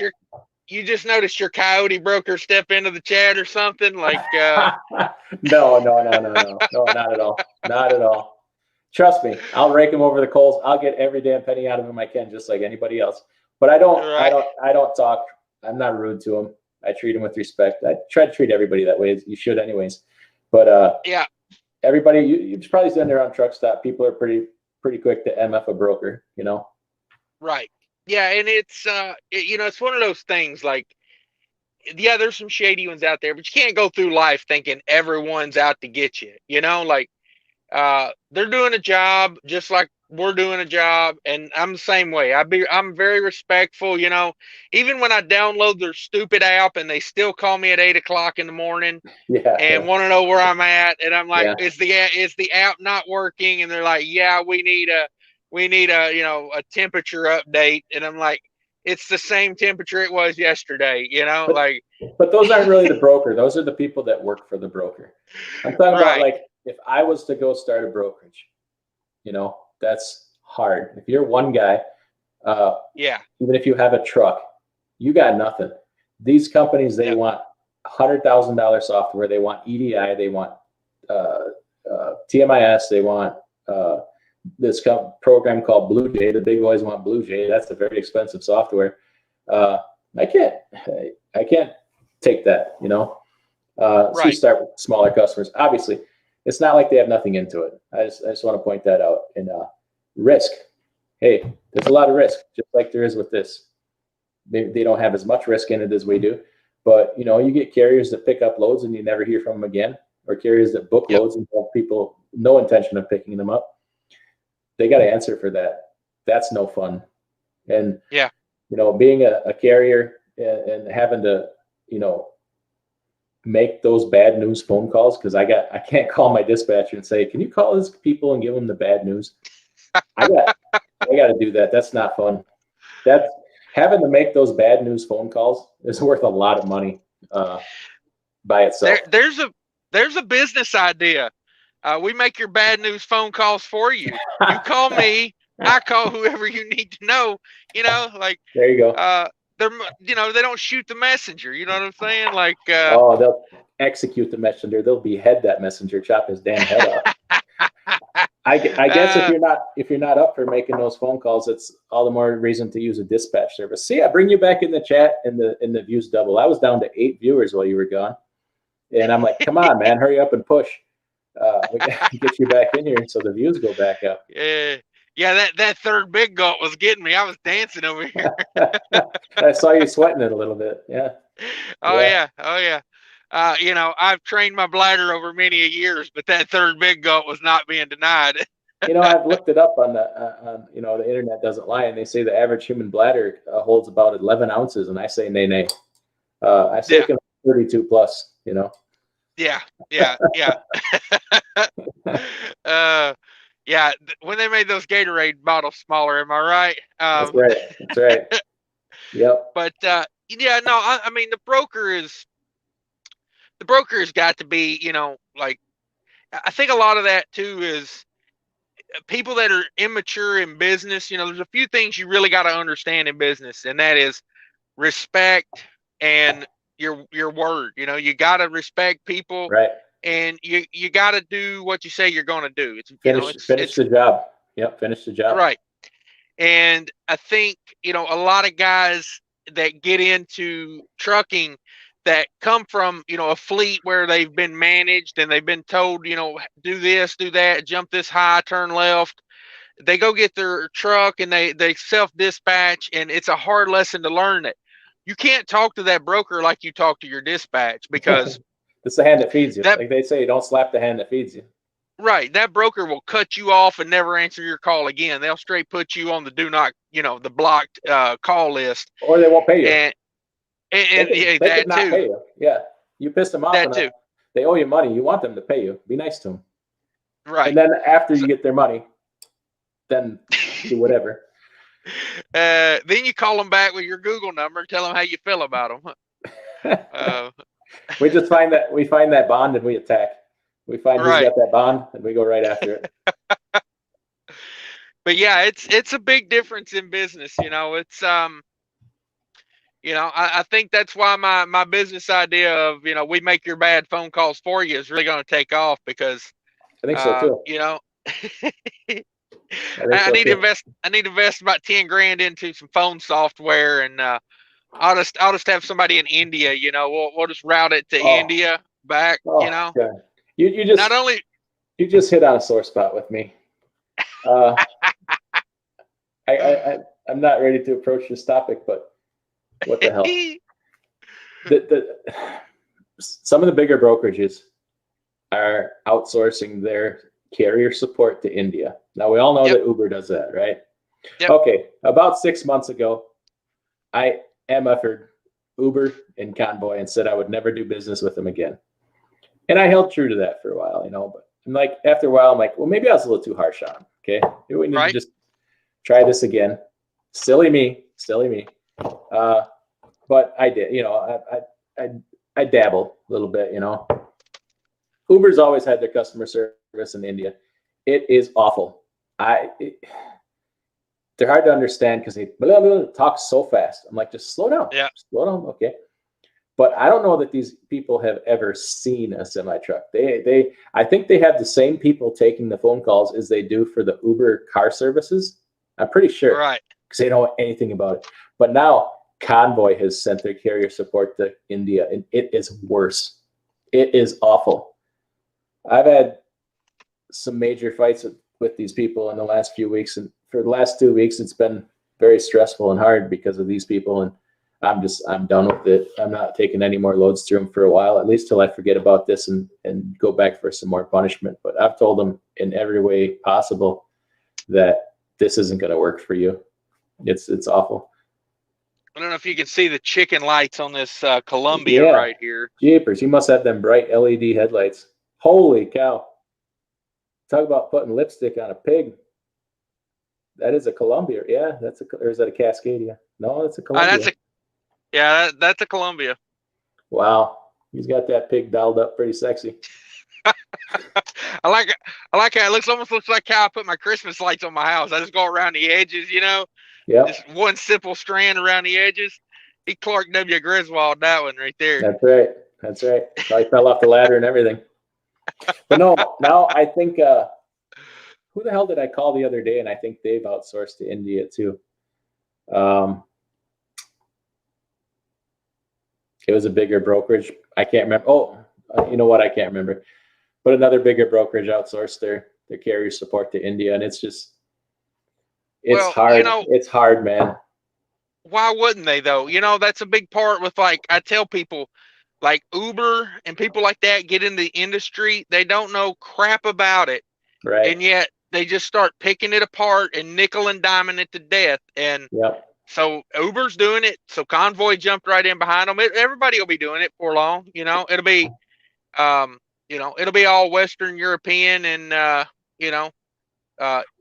people in India. It's the way the industry goes. As soon as one person finds a way to save a nickel, everybody follows. So, but their system is even broken. Like I've had some problems with some pickup numbers, right, with Convoy. I'm still literally waiting on calls back from 2 weeks ago with a pickup number. And I've told them this.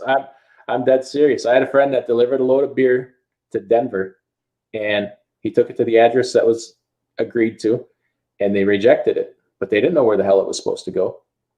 This was a year ago, Christmas time, and he's still waiting for a call back for them on what the hell to do with the load. They completely abandoned him. Wow. Convoy did. They completely just abandoned him. He figured it out for himself.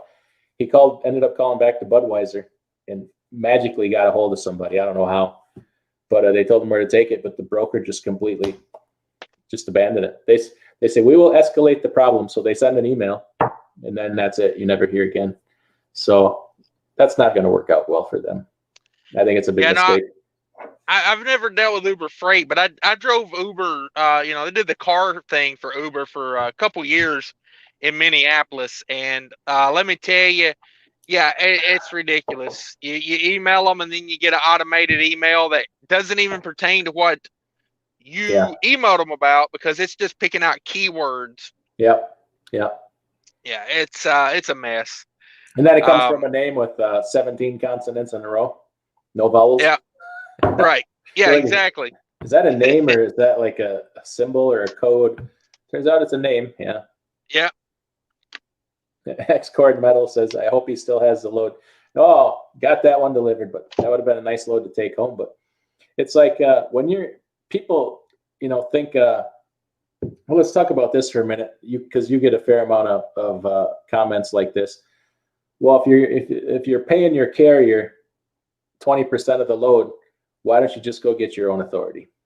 Well, we've had this conversation. First off, if you say you're paying your carrier anything, you're misunderstanding the relationship. You're not paying them anything. They don't work for you. You work for them. You need them. They don't need you. They did not fill out an application with you. You filled out an application with them. Okay. So you're not paying the carrier. They're keeping part of the money. Okay. Right. So people misunderstand the relationship. And as long as you misunderstand that, I feel like you're going to play the part of the victim. Okay. Right. Second of all, having your own authority presents some problems and some issues to deal with that you don't anticipate until you have it. The number one is, like we were just talking about, making them bad news phone calls. Number two, when you break down, Johnny, you're broke down. There's no 1-800 help me. Okay. You broke down and you better deal with it. Number three, when there's a problem with the load, it's your problem. There's no dispatcher to call. There's no OS&D or claims department or anybody else to call. You're going to work that out for yourself. So you got to make good decisions and work with people on things. The risk and the problems you're going to take on are going to be problems you probably hadn't considered or thought of. So it's not just so easy as to go get your own authority. Right. That 20% that they're keeping from you in the support system alone, is worth, some amount of money. Yeah, I had someone ask me today in a live chat. My 9th live chat I was doing today. Someone asked me, 9 of 11. It wasn't my last one, but somebody asked me about, would I be against getting my own authority again? And I said, no, I'm not against it. It's just, it's my rule of thumb is, if you are trying to build a fleet, or you're going to add drivers, or you're going to lease people onto your numbers, get your own numbers. Don't do that under someone else. But if you're a one man, maybe 1 to 2 truck operation, I don't see it being a huge deal. Like, especially if you're like a 2-man operation and you're one of the men that drive the truck, and you've added on another truck. I think there's nothing wrong with just, paying that fee, as people like to say. I'm paying that carrier to do what they do, because at the end of the day, I don't have to keep up with all of the compliance. When I go home, like, I handle my paperwork when I'm on the road, the majority of it. Like like when I'm sitting around doing nothing, add up receipts for the quarter. I get all that done in the truck. I email it to the CPA, and that's basically it. Whenever I get done, at the end of the week, whenever I do go home, I don't have to run and do this and do that. Yeah. And that's it's a lot of. Yeah, that's the thing people forget too. You get your own authority, you better like paperwork, because I spend a certain amount of time every weekend doing paperwork, and part of that's for me because I like to do extensive bookkeeping.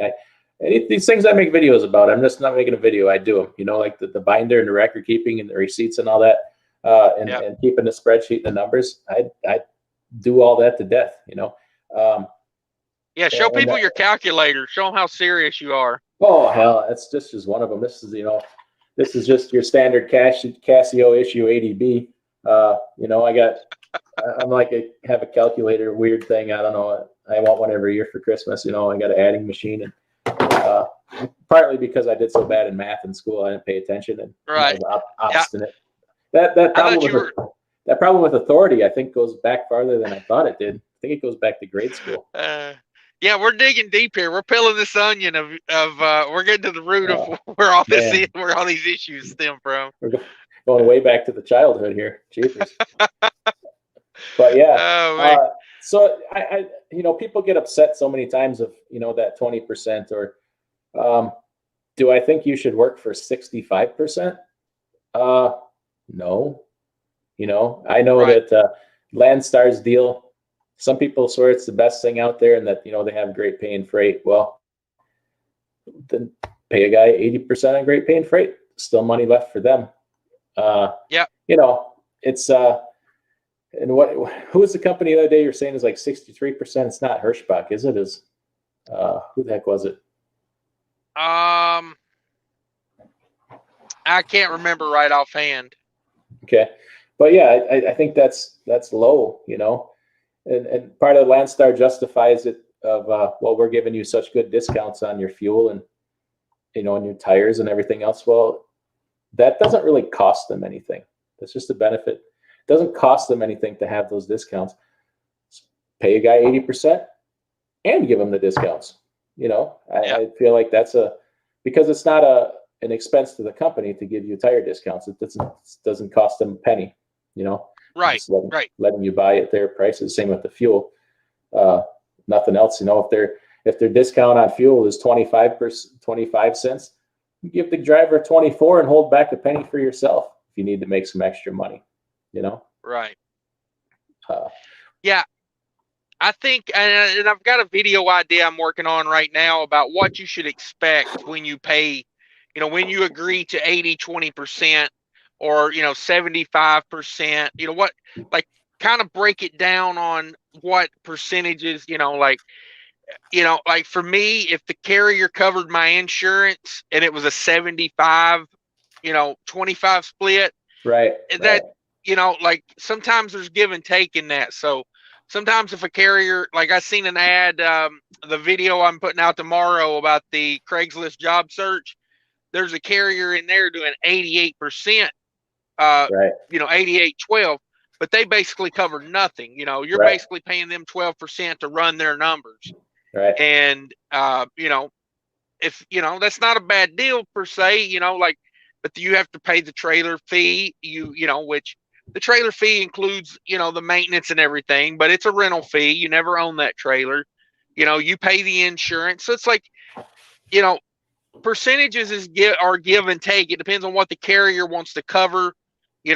Whether I think it's a good deal or not. It's not just a standard boilerplate. Like with Landstar, for instance, to me, the 65-35 split with the fuel surcharge, to me, it seems a little one-sided. Right. I'm not knocking Landstar. A lot of happy people over there, but it's like, they say they have better paying freight, and I look at some of these guys that show the Landstar load board. You can go on the Landstar load board yourself and look. Yeah. It is typically a little bit better paying freight, but it's also like what I like to call hassle freight. It's got more work involved in it. It's not just a pick and a drop. It's a it's a pick at a hand load facility, and then it's a deliver at a Spirit Halloween store that takes 5 hours to unload. Right. So and it's like, okay, their freight pays better, but by the time they withhold 35% of it, does it really pay any better? Right. Right. So it's like, stop moving numbers around to make things look better. Just, that's part of my issue with mega carriers. They can make things look like the best deal in the world. I bet that Prime deal was pretty attractive for people. Well, you're getting a brand new truck and you never have to pay for any kind of maintenance. It's all under warranty and this and that.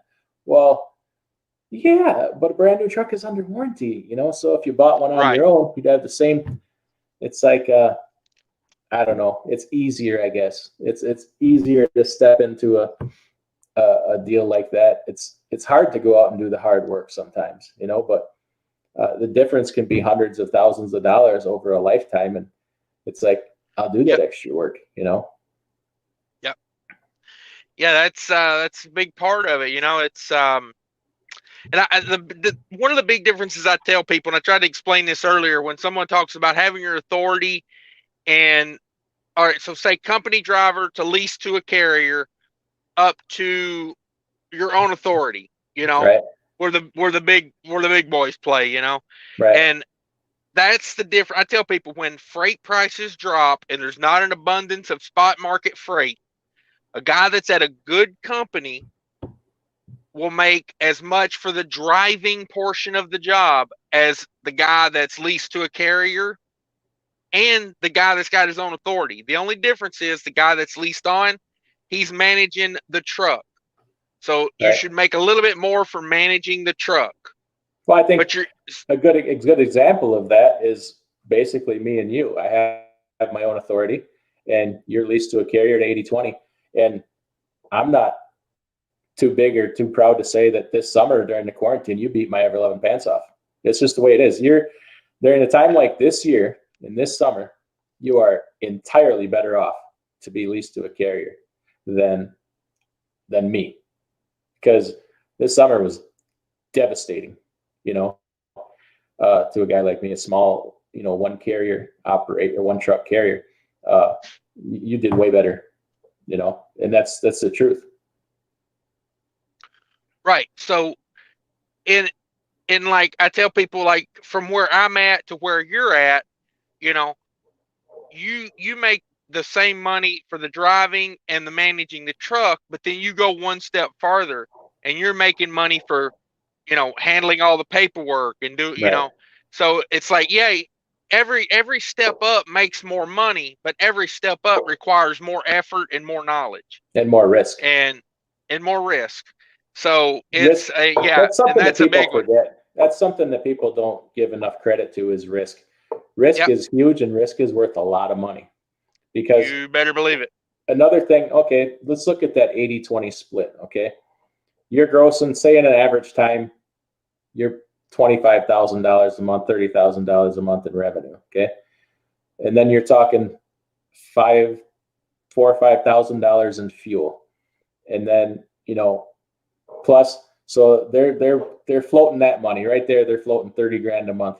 And then not only are they floating that waiting to get paid, they're still paying you. So that's, 80% on 30 grand is, whatever. It's probably coming out to 50 to 55 grand per month of money that they're floating per truck. That's worth something. I'm sorry, I don't care what anybody thinks. That's worth something. And not only the fact that if they have a broker or a shipper skip out on a load and not pay, they're still paying you. So if they had that happen 1 or 2 times a year, they're not making a lot off of each truck if that happens, so they got to go out and assess credit risk and credit ratings. And it's not, especially for the small to medium-sized carriers, it's not all roses. The big carriers, they got this stuff figured out. They got it down. They deal with the Fortune 500 companies like General Mills and whoever else. But when you're a small to medium-sized carrier, you're dealing with riskier credit. It's not all roses, and it's worth, that floating that money, the interest on that money and the risk that comes with it makes me a little nervous. If I was to take on an owner operator, which we're considering right now, we're talking about it. I don't know if it's going to happen, but that's $50,000 a month. I didn't even include insurance and whatever else comes with that. It's $50,000 a month I got to float. After that first month, it kind of evens out because we start to get paid, but people forget about that. I don't think it's talked about enough. And that's only the credit risk. That's only the money risk. That's not the risk of this guy goes out and rips a hole down the side of your trailer, or catches a freaking K barrier and rips the axles out from under it, or hurts somebody, kills somebody, and it's all risk, Right. And I think one element of that is missing in the market right now is the risk. Because maybe it's just the market I see, but I feel like, all the drivers on YouTube, everybody's got to be an owner operator right now. And, some of them are going about it the right way, doing their research, buying the trucks, learning the industry. And I feel like some of them are doing it for the views on YouTube, and it's going to end very badly when the market's not great. We'll see how it all shakes out when the market isn't great. Right. This summer, it was touch and go. I'm not going to lie. It was a bad summer. Summer was devastating. I can't put it any other way. Everybody's in a different situation, but anybody can look like a genius in a hot freight market. Right. They can. Yeah. Good times make us all look good, make us all look brilliant. Right. And I think anybody with a brain would recognize that. But it'll all shake out in the end. And look at, like when I bought this truck at the beginning of March, by the time like March, April, May, like by the beginning of June had rolled around, I was like, I probably could have bought this truck for $5,000 less than I gave for it. Like, June, like it was tough. We were like in the thick of it, in the middle of summer. And, it's like, every truck dealership was sitting there full of trucks, used trucks, even more than they were back in March. I'm a fan of, I like to buy a truck in early spring because people don't make as many moves in the winter. And then if you wait till it actually does warm up and get nice out, then everybody's out moving and shaking. So I like to get ahead of that a little bit, Yeah. And the used truck lots were full when I bought this. And then by June, they were even more full. So, and now you're paying a premium on them. So you had I don't want to say you had the balls to do it, but it was when you bought that truck, it took a lot of confidence. I'm not gonna lie. I don't know if I would have had the confidence to go out and buy a new truck at the time you did, but it's just whatever kind of place you're in, and you had confidence in your carrier. Right. That's I ain't gonna lie. I think all the time if I would be better off leased to a carrier, and I'm not gonna lie. Most times I probably would. I'd have to find the right one. Right. But like I said, it's my problem with authority, or I don't know, thinking I'm smarter than them. I don't know what the issue is. It keeps me from doing it. Someday I might do it. Don't be surprised if someday I do it, because I don't think it's a terrible idea. It's when you really sit down and figure the numbers, like between me and you, we're kind of opposites. We're similar, but I don't think I'm any better off than you are. I really don't, but I'm taking inordinately more risk. Am I better off in a hot freight market? Yeah, but that risk evens life out. It really does. So, the future is what the future is. Who knows? Go ahead. I think you need at least 5 or 6 more live streams to get to the root of your authority thing before you lease onto a carrier.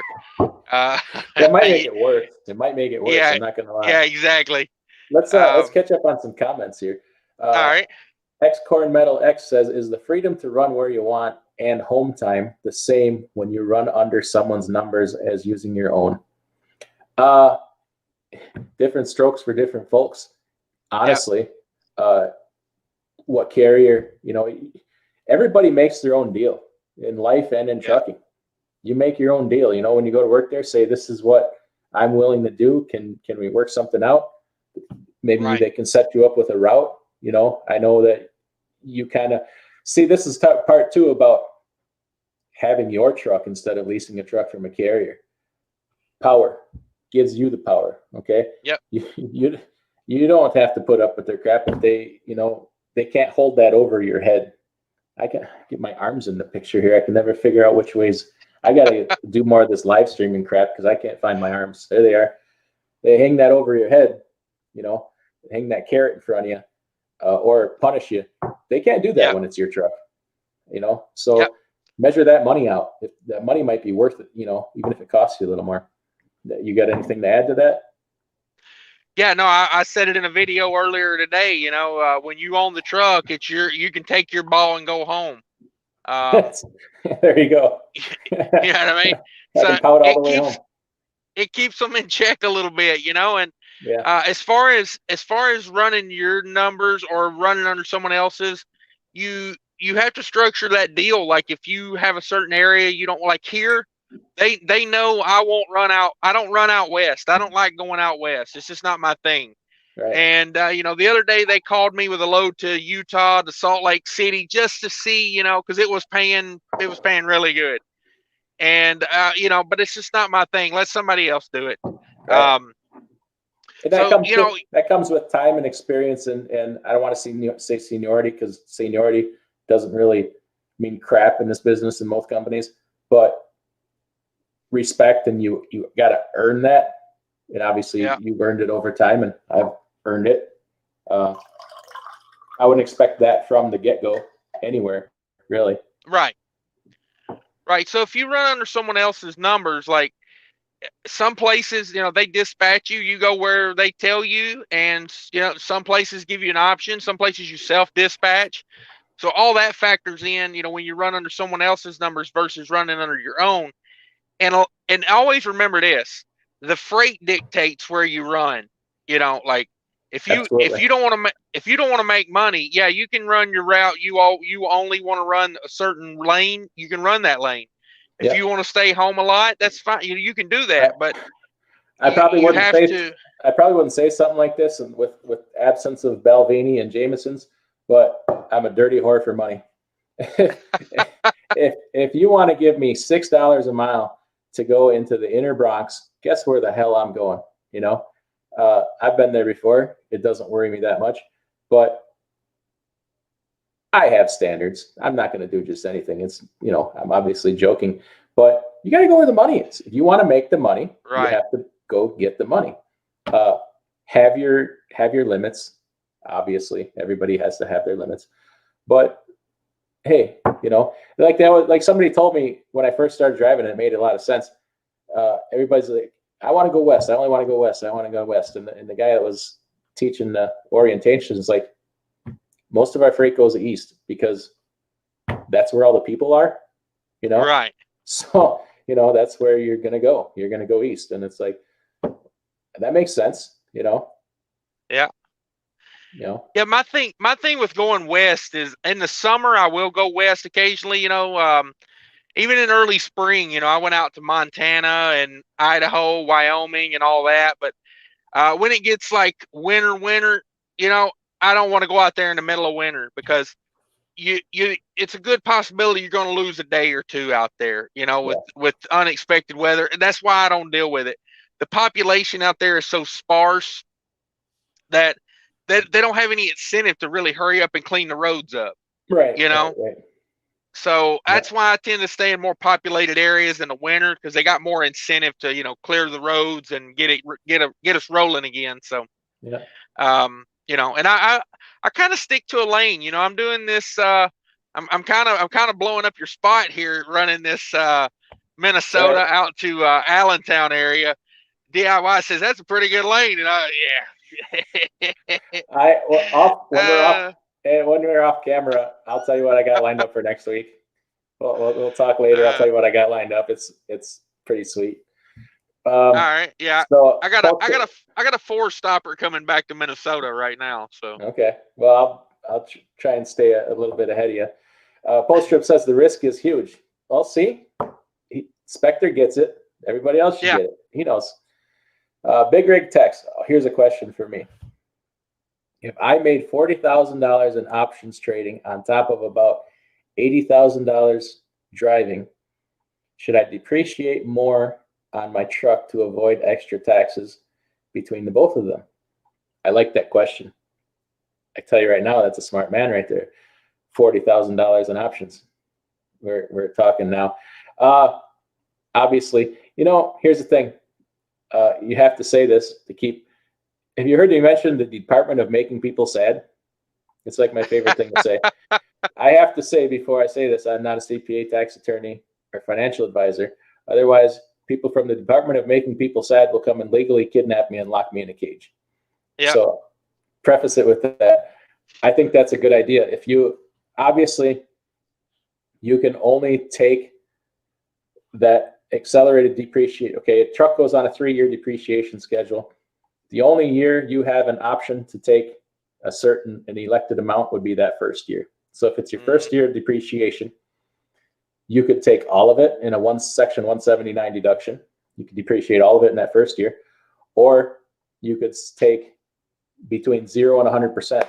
So if you have a huge amount of income, this is your first year, you could offset that. You could take $80,000 of depreciation, provided you spent that much on a truck your first year, but then the rest of it goes on a schedule for the following 2 to possibly 2 years, and then a fraction of a third year, depending on the timing and all that. I don't have a problem with that. I think that's a really smart strategy, and I think it shows a lot of forethought. And that's the kind of planning it takes to get you ahead in life. And I like the fact that you ask a question like that. I love those questions. It shows intelligence and somebody that bothers to care. I've always said many times, it's not hard to get ahead. It's not hard to get wealthy. The biggest thing is you have to bother to care. And Big Rig Text is now one of my favorites. I guess, can you make a moderator in Streamlabs, or can you only do that on your? I think if you've got your mobile phone there, if you're watching the stream on another device, if you're logged in to your account, you can click on them and you should be able to add them as a moderator. And to add to what Big Rig Rex said, would that be the time to buy those chicken lights to save on taxes? Now you're poking knives at me right now. You're poking the bear, and you're lucky for you. The bear has had a small amount of Scotch whiskey here. So we'll go on to the next comment. I can't figure out how to make a moderator right now. Spectre says this summer separated solid owner ops from those who were unstable. That's very true. DIY all around guy says, any of you know how to work on your own truck? You came to the right place. Subscribe to my channel. Right. The videos on that. More to come. It's I'm not going to go break things for the sake of making a video on how to fix them, but as they come up, we'll get there. And obviously, Post Trip says, I'm watching the guy who has taught me a lot about doing my own maintenance. Oh man, hey, thank you. About impact wrenches and more tools are en route. Awesome. That's going to save you a lot of money right there. Oh, DIY all around guy says, oh no, you can purchase a new truck for $80K. Maybe not brand new, but definitely used. We were just talking about that earlier. DIY all around guy. I know we're late into the chat. I encourage you to go back and watch from the beginning, because we between the two of us, what would you call it? What was that bomb that Trump dropped early? The mother of all bombs. It was like a information bomb, the mother of all information bombs, right? We fused two worlds together in a perfect plan for the universe, for trucking, right?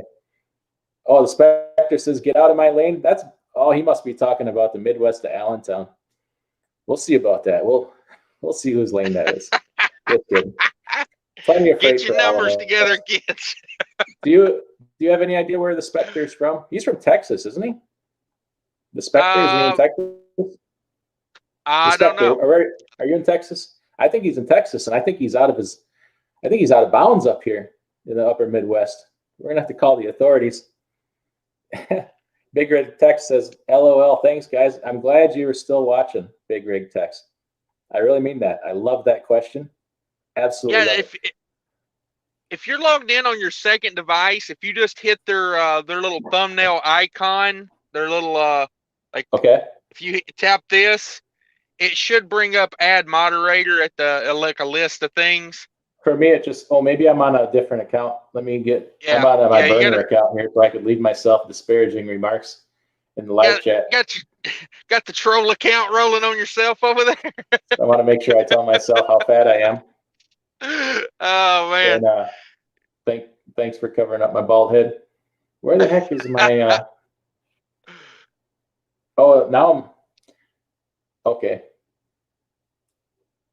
I can't figure it out.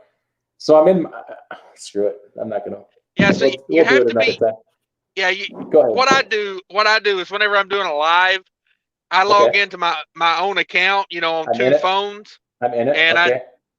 So then you hit their icon, and instead of like where it normally says like timeout or remove, it'll have like way more options. I'm trying to find out how to watch my own live stream. I've never done that on my other than here we go on my burner account. There we go. The Spectre is going to get a wrench because he's cool. Who else gets a wrench? I think Big Rig Text for so far best question of the night. He gets a wrench. Who else we giving a wrench to here, Cash? Let's see. Who else had some good questions? I think I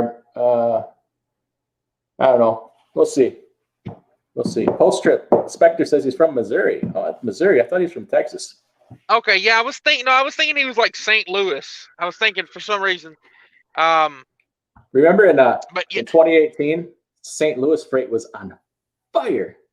Gosh. Yeah. Oh my God. You could every day of the week, $5 a mile out of St. Louis. Yep. 2018 was a great year, but you know what? The freight's in some ways freight is better right now. In some ways, maybe not as good, but in some ways, I think it's better.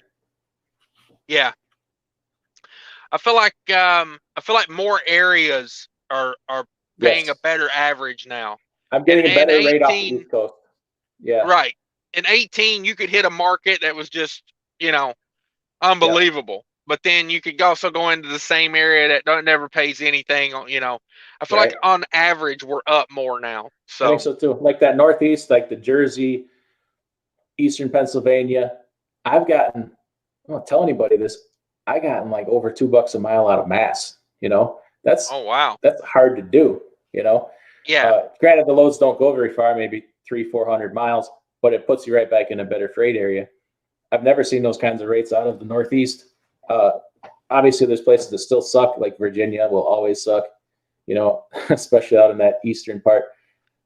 Never seen these kind of freight rates out of California. Granted, I don't go out there because my truck's not emissions compliant. The Northwest, it's just because of California being so hot. All the other states around it, it's made Las Vegas rates pretty good. Arizona, Washington. I'm still not going to Washington or Oregon because I don't want to get stabbed or set on fire. So, hey, they're just protesting. Leave them alone. I hear it's peaceful. Out there if you can avoid the gunfire and the smoke. So, plus the wildfires in California. It's. I heard. I saw a headline the other day in regards to the AB5 in California that they've kind of calmed down on that for now, and it's not going to happen where they make, get rid of all the owner operators. So that's good news. Probably not good news for the freight rates. That was a small degree of what was holding up the freight rates out there. So now I have heard they are still going after Uber and Lyft on it. As far as the personal car drivers, they're really still going after that. But yeah, they said they were laying off the trucking industry. So I'm like, that sounds about right. Trucking always gets the short end of the stick as far as that goes. But I don't know. I always think of it like this as far as when rates go up in one area, Now I went to Southern California back in the early summer, late spring. I went to Southern California. Right. But in the freight, that's when everybody was talking about the California rates. I didn't go there specifically for the rates. I went there because someone that works at this carrier had booked a load, and then they had something happen, they couldn't cover it. So I went ahead and jumped on it just because I was like, okay, well, I can, they told me, they kind of talked me into it a little bit. They were like, if you cover this load that's like, 3,500 to 4,000, Right. we can get you like $7,000 coming out of California. So Wow. I was like, okay, you're twisting my arm. But the way I like to look at it is I got a couple freight lanes I work consistently. And if one market gets hot, I never run to chase that market because everybody else will go run that lane. Yeah. And if I'm not familiar with that lane, I like sticking with what I'm familiar with. I know what works. You built those relationships in that lane, Right. In fact, we've talked one time, and we actually pulled some freight for some of the same people, to a certain extent. But it's you build your own thing, man. It's what it is. Right. Big Rig Tex has Big Rig Rex has another question, if you don't mind. No, go for it. Am I keeping you from anything? You got to go, or you got to get to bed, or anything? No, okay. My next pickup is 7 p.m. tomorrow, about 50 miles away. So okay, I don't want to use you and abuse you, but I am going to ride. No. Okay, that gives me something to do, All right, Big Rig Rex says another tax question. I own my truck outright, but I am making payments on my flatbed. Can I depreciate my flatbed for more than I've actually paid on it? The answer, sadly, is no. You can't depreciate something for more than you've paid on it. Now, there is kind of a certain thing here. Sometimes when you buy a piece of equipment on, not necessarily through your carrier, but some finance companies set purchases up as what's called a track lease. And what it is you make payments, and then there's a buyout at the end. And your accountant would decide if this is like a track lease or just a straight out purchase. And sometimes what can happen is while you're paying on that equipment, you'll deduct the payment as a lease payment. And then when you are done, they will assess the value of the equipment, and then you can depreciate that amount. But you're still not really taking any more than what the equipment is worth. But no, right. you can't really depreciate any more than what the piece of equipment is worth. And you're welcome for the wrench. Glad to have you. More questions like that. I love them. Anytime. Sorry, go ahead. Could he transfer the asset over to someone else's name that doesn't have a lot of income and rent it from them? Yes, but here's the thing. Interestingly enough, I'll have a video coming up, kind of sort of talking about some of those topics. Eventually, I got to get my things set up here. Now, it's not as easy as just as disposing of the asset. Okay. So when you just say you have a piece of equipment that's fully depreciated out, so you take that $35,000 truck, and over time you're going to depreciate it down to zero, right? Right. Right. Follow. Okay. Well, say then you want to go transfer that to somebody else. Well, now you have to put a value on that piece of equipment, and you have to do what's called recapture depreciation. Some people think you're going to pay capital gains. It's not capital gains. Capital gains would be a lot better because capital gains rates are lower. You got to recapture depreciation, which then means you have to determine what that piece of equipment is worth, and then you're going to pay ordinary income tax on that amount. So all you're doing is shifting it to somebody else, and then you're still paying, and then you're just deducting it again.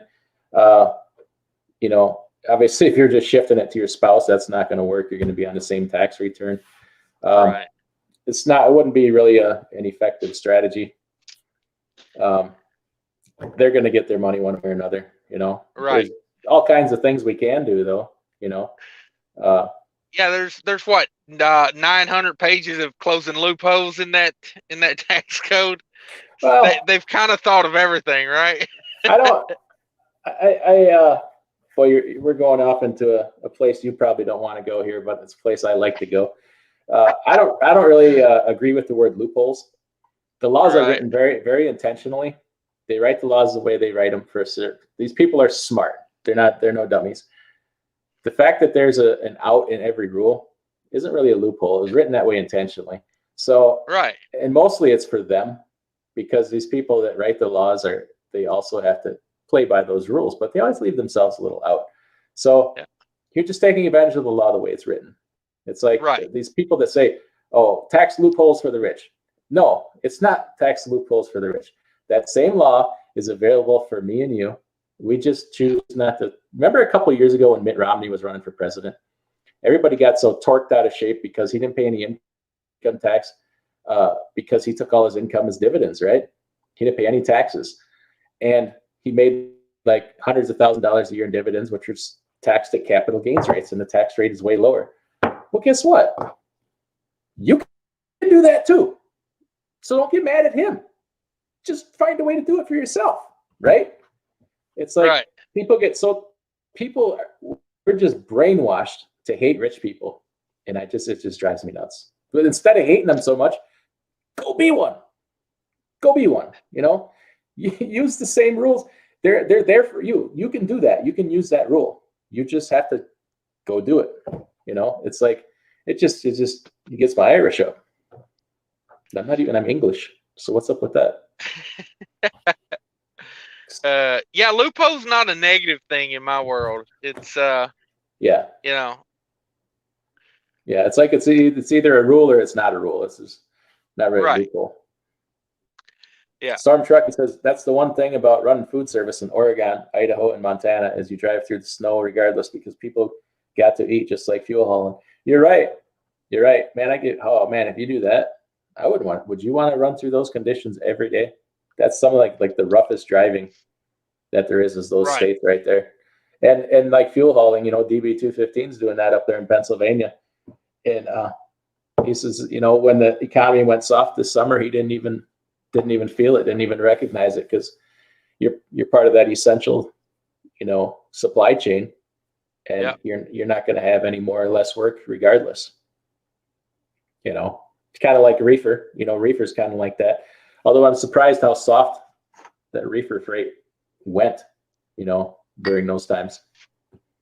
I think that was mostly because of everybody transferred. It was like you couldn't call a rental place and rent a reefer trailer. No. And like June, July, everybody. I mean, half the people that have YouTube channels were parking the flatbeds and getting a dry van so they could haul toilet paper and stuff like that.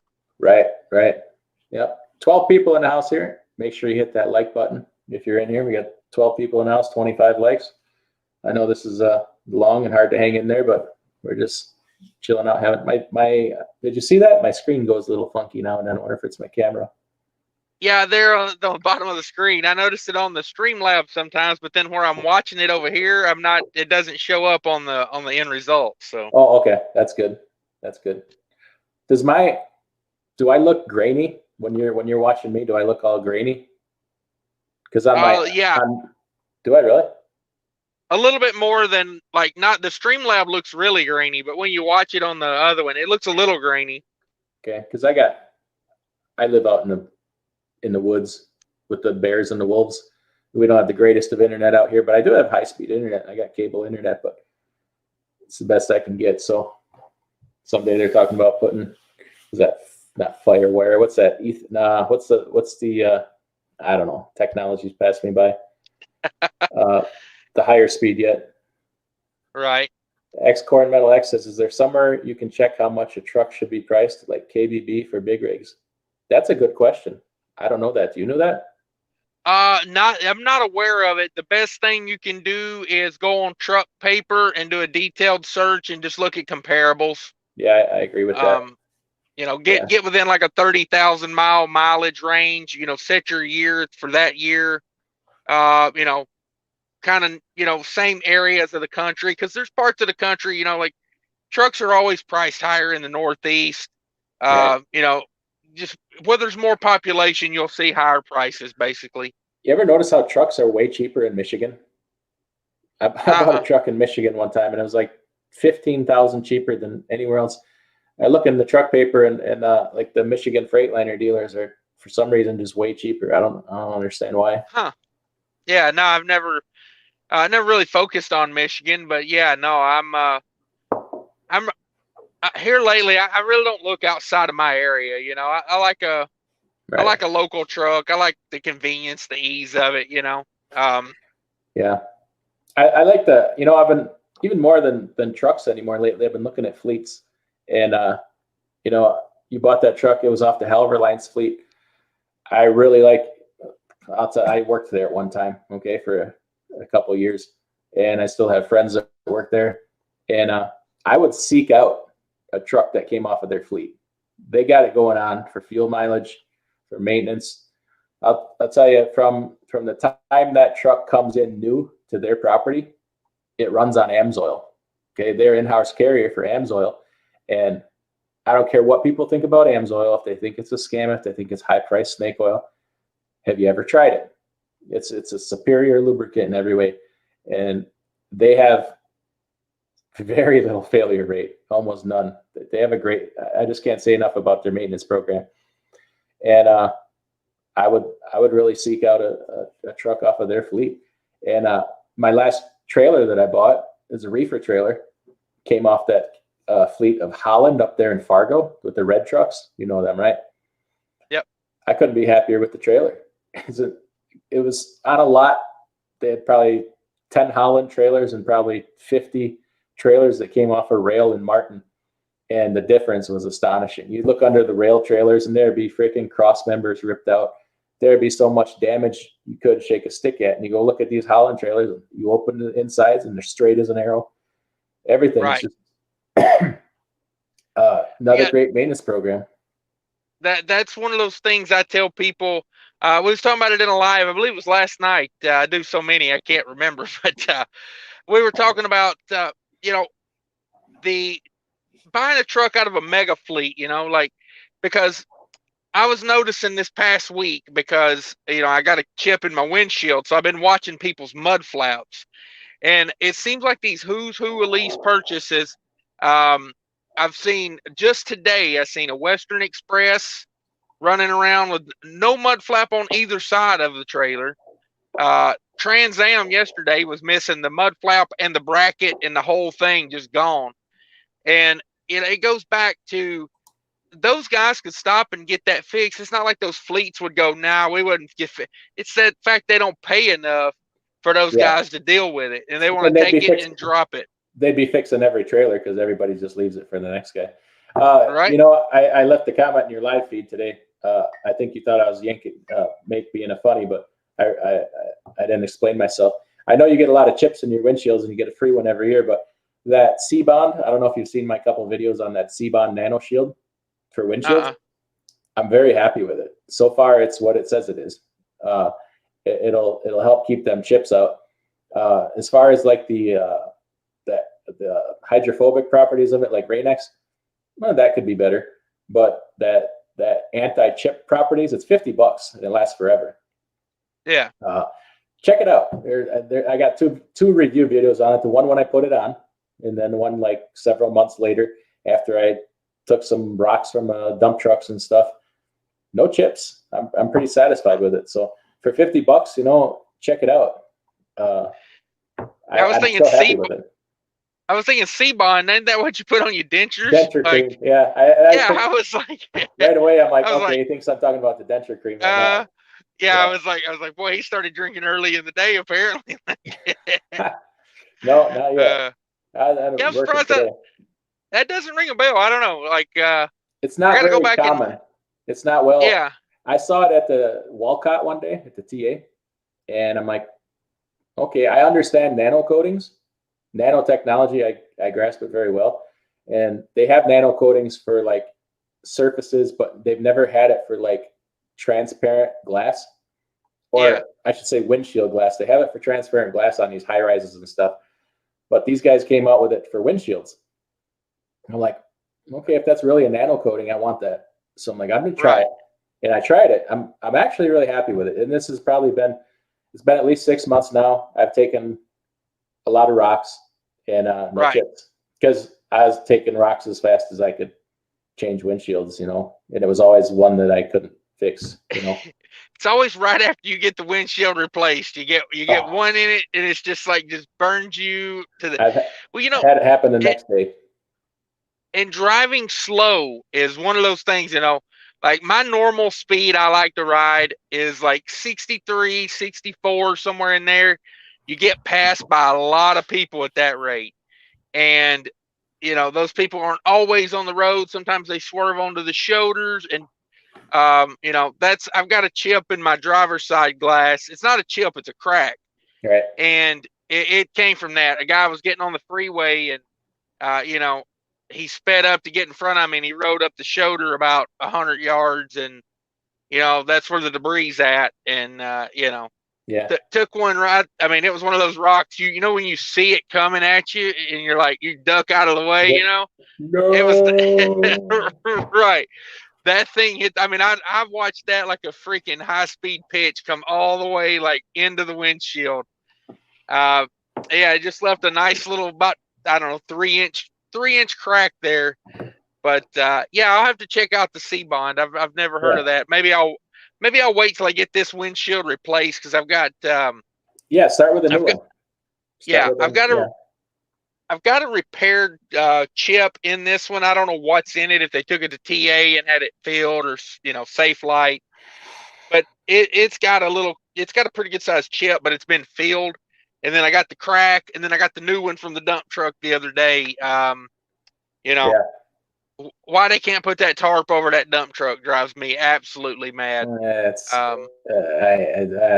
and now you see most dump trucks don't even have mud flaps. Yeah, we got a guest in here, Alex Express. Thanks, $2 super chat. Thank you, Alex. That's awesome. What's up, Alex? That's a channel. Everybody go check out Alex Express. Subscribe.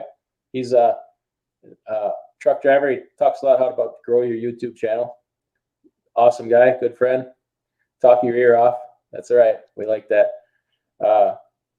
Storm Trucking says, quick question. What mile per gallon do you get in your truck? I go by my quarterly IFTA reports. My last quarter was 7.67. I think the quarter before that, I think it was 7.52. I like to measure it over long periods of time. So I work hard at it. Fuel economy. Could I do better if I was driving slower? Yeah.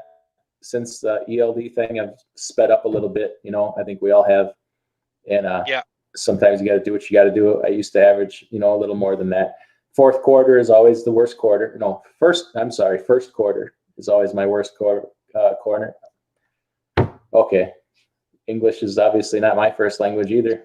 Hooked on phonics did not work for me. First quarter is always my worst quarter. Alex Express wants to know if he can come on the panel. How do I send Alex? Okay, Alex, this is my first time using StreamYard. How do I do that? You okay if I do that, Cash? Yeah, I'm fine with that. Okay, I imagine I want to click on invite. Do you know how to invite somebody? Can anybody? You're probably asking the wrong guy on that. There's a way you can just drop it into the chat here. Oh, I know. I'll copy the clipboard. Okay, and then I'm going to paste it into the chat, and I'm going to hit chat. Right. And okay. Then, you're farther ahead than I was. Alex can click on that. Well, I'm doing it from my home PC. You're doing it from a cell phone. Okay. Yeah, the other day I had to like manually type in the whole web address. Oh, that sucks. And yeah, it took me a minute, but I guess we figured it out. While we're doing that, I'm going to grab a phone charger real quick. Yeah. Alex, did you get that link I just dropped in the chat here? Click on that. Otherwise, tell me how to send a chat link because I don't know. This is my first time using StreamYard here. There we go. We're going to add Alex in here. Alex, what is going on, buddy? Long time no talk. What's up? You know, I talked to you a little while ago. I was talking to Alex May yesterday. Asian May? Asian May, and then your hold on, let me get this camera. I can never find this camera. And then you was there you go. And then you was mentioning, I was like, man, Adam got it like that. What do you call that stuff? That premonition? ESPN? all that. Yeah, you had all. I'm like, what the hell? What's up with you? I haven't talked to you in a while. What's the newest with Dude, you? dude, man, I imagine you're I busy got like the rest hit. of us. I got hit What do by you a mean you got smooth it? criminal. What happened? And I ain't talking about no Michael Jackson. You get identity theft or somebody hit you in an No, no, no, accident or no. what? I was parked at the BJ's warehouse. You know, the BJ's warehouse. Okay. And those yard jockeys, you know those guys that fly around, they think they're above the law, Oh going yeah. like 65 with those little, you know what I'm talking about? Oh yeah. Yeah, Yep. so I'm inside the BJ's because you got to be inside. You got like two options you got like two options. You park or you could detach and stay. Stupid me, I went inside to edit some YouTube videos, and the manager comes with this little attitude, like this little relaxed attitude, like nothing happened. One of those managers like your truck is blown up by a nuclear bomb, and they make it seem like it's a scratch. You know what I mean? That's how you know when they did something bad. Yeah. If you did something bad, he'd have been up your ass like a bike with no seat, right? Yeah. So he I'm gonna heal my, doing some editing, watching some emails, watching some at the lounge, right? Right. You know those lounges, the ones they really care for truckers. They give you like that cheap Chinese hard plastic seat. You got to sit on there for 10 hours. That seat, they be stabbing you literally. Yeah. That Yeah. lounge. Yeah. Yeah. Yep. The one that they don't make no effort to use some Lysol. It has like that stink smell from truckers from 10 years embedded. Yep. I know. We all know what you're talking about. And then you got the people that you check in, that right off the bat, you can see from a mile away that they want to give you their unhappiness, their that like They're trying that. to get some on you. Yeah. So you got to deal with that at the window, and then sit right next to the people that hate their jobs, and they want to make sure that you hate yours at the end of the day, because they're going to give you like that attitude, like you got to know. You know what door is that? You know what door 8 is at? No, I'm new here. And then they get mad because you don't know stuff. They've been in there for 25 years, so they know every nook and cranny. But they expect you to know a place of 25 miles. But let me just shut up. Now I sound like I'm doing a comedy routine. But so I get in there, right? I sense there's a problem. I sense you're upset. A little bit. You know me, Adam. You don't get me started, because I go expose truckers. You know that. You already know the whole thing. But I don't use nobody's name. It's my channel. It's my channel. I could use your Adam or Cassius King. I know his channel, into trucking. But I look, I do speak my mind, but I don't bring people out for the sake of views. This is just being real. So the guy manager tapped me on my shoulder, and he says, "Oh, you man, like a little problem with your trailer, a little problem." So I'm thinking maybe I parked it wrong. You know what I mean? So, Right. but then at the same time, man, something came inside of me, Adam, like, dude, this ain't good. So I put in my jacket, right? I go outside, and then I see bumpers hanging out, wiring everywhere. My mirrors are smashed in. I'm like, what the fuck? I'm parked at a dock. Like, what? And there's no trucks around me. It's like I'm the only one there. How? So the guy, the yard jockey, remember the guy that goes 60 miles an hour? Right. He's still inside. He didn't want to come out. He figured I might kill him. I wanted to, but I think he figured right. Right. Manager is trying to defuse stuff, and he says we might inadvertently, damage you a little bit. Oh man, I'm gonna take you pictures, Adam. A little bit, huh? Pictures. Yeah, that thing. And I'm gonna stop now to let you catch up, because I got so many. It just picked up. Yeah. So obviously you're in a hotel right now. I can see the decor behind you. Looks like a upscale hotel. My bike right there. I got my bike right there. I'm in Miami. One of my favorite. How long has this been going on? Up here. Yeah, so I'm good, but it's just the downtime. BJ's, I don't know what's wrong with them, man. It took them 5 days. My truck was ready, but they made me stay here extra few days because they were dragging their feet. in terms of pay? Have you heard of a thing called subrogation pay? From the claim, you mean? Yeah, absolutely. Absolutely. They're going to want to know, they're going to make you fill out some paperwork, and you're going to have to provide them maybe some pay stubs for the last 6 months, but you're entitled to some subrogation pay, and it's going to be, I mean, I would ask for like $400 a day. I asked for $7. Okay. All right. Right off the bat, 5 Good. days, $3,500.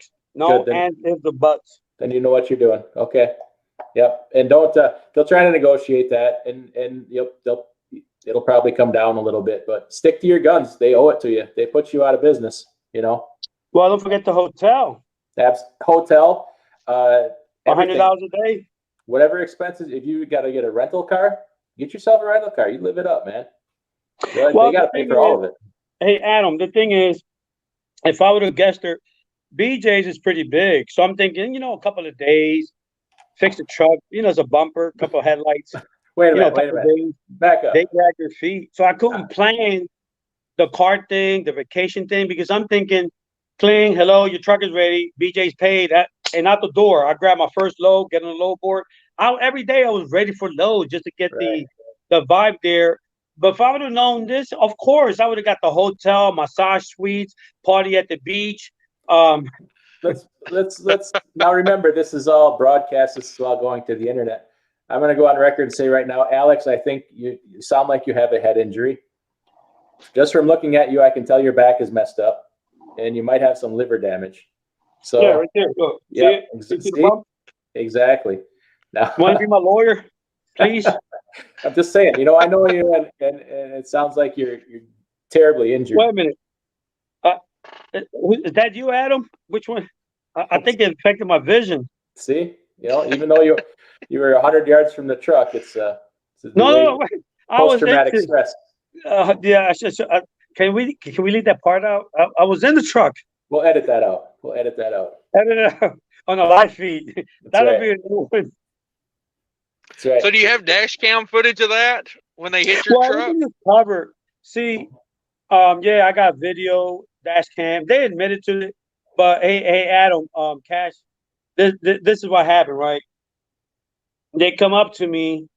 Now, if I hit your truck, Cash, or you, Adam, I hope you don't mind me calling by your name. That's fine. No. Okay. By the way, do you two know each other? I mean, obviously, you probably know of each other, right? Yeah, a lot. Yeah. All right. So it's like if I hit your car, right? I'm having a bad day. Hey, Adam, Cash is king. Man, I'm having a bad day. I apologize. I hope the insurance should take care of this. I apologize. I'm just having a shitty day, and I hit you, man. I don't do this thing. Like, I'm a professional, man. You know what? What I got was this. Oh, well, accidents happen. This is from the manager. The manager. That's careless. Oh, well. And then, here, want to see his professionalism? Hold on. All right. So I asked for information. Give me a incident report, accident report, your name, your manager's name, the location, this and that. We don't got that. Wait a minute. Oh, hold on. He grabs a business card, a lumper feet card, turns it around, and he scribbles his safety managers. I'm like, well, dude, do you have incident? Are you a manager? Or you just work here? I'm the manager. Well, fucking do your manager. Oh, I'm sorry, I didn't mean to curse. Well, if and do your I know it's a live feed. I can't take it back. I apologize, audience. I didn't mean. We could be edgy on YouTube. It won't demonetize the feed unless if I'm cursing directly at you or So we're okay. We could say F this and that, but not consistently. But anyway, so he scribbles. I'm like, am I dreaming? My truck is out there in parts and pieces, and this guy's on the back of a car. No incident report. No, nothing. He didn't want to give me his name as a manager. I'm like, am I dreaming?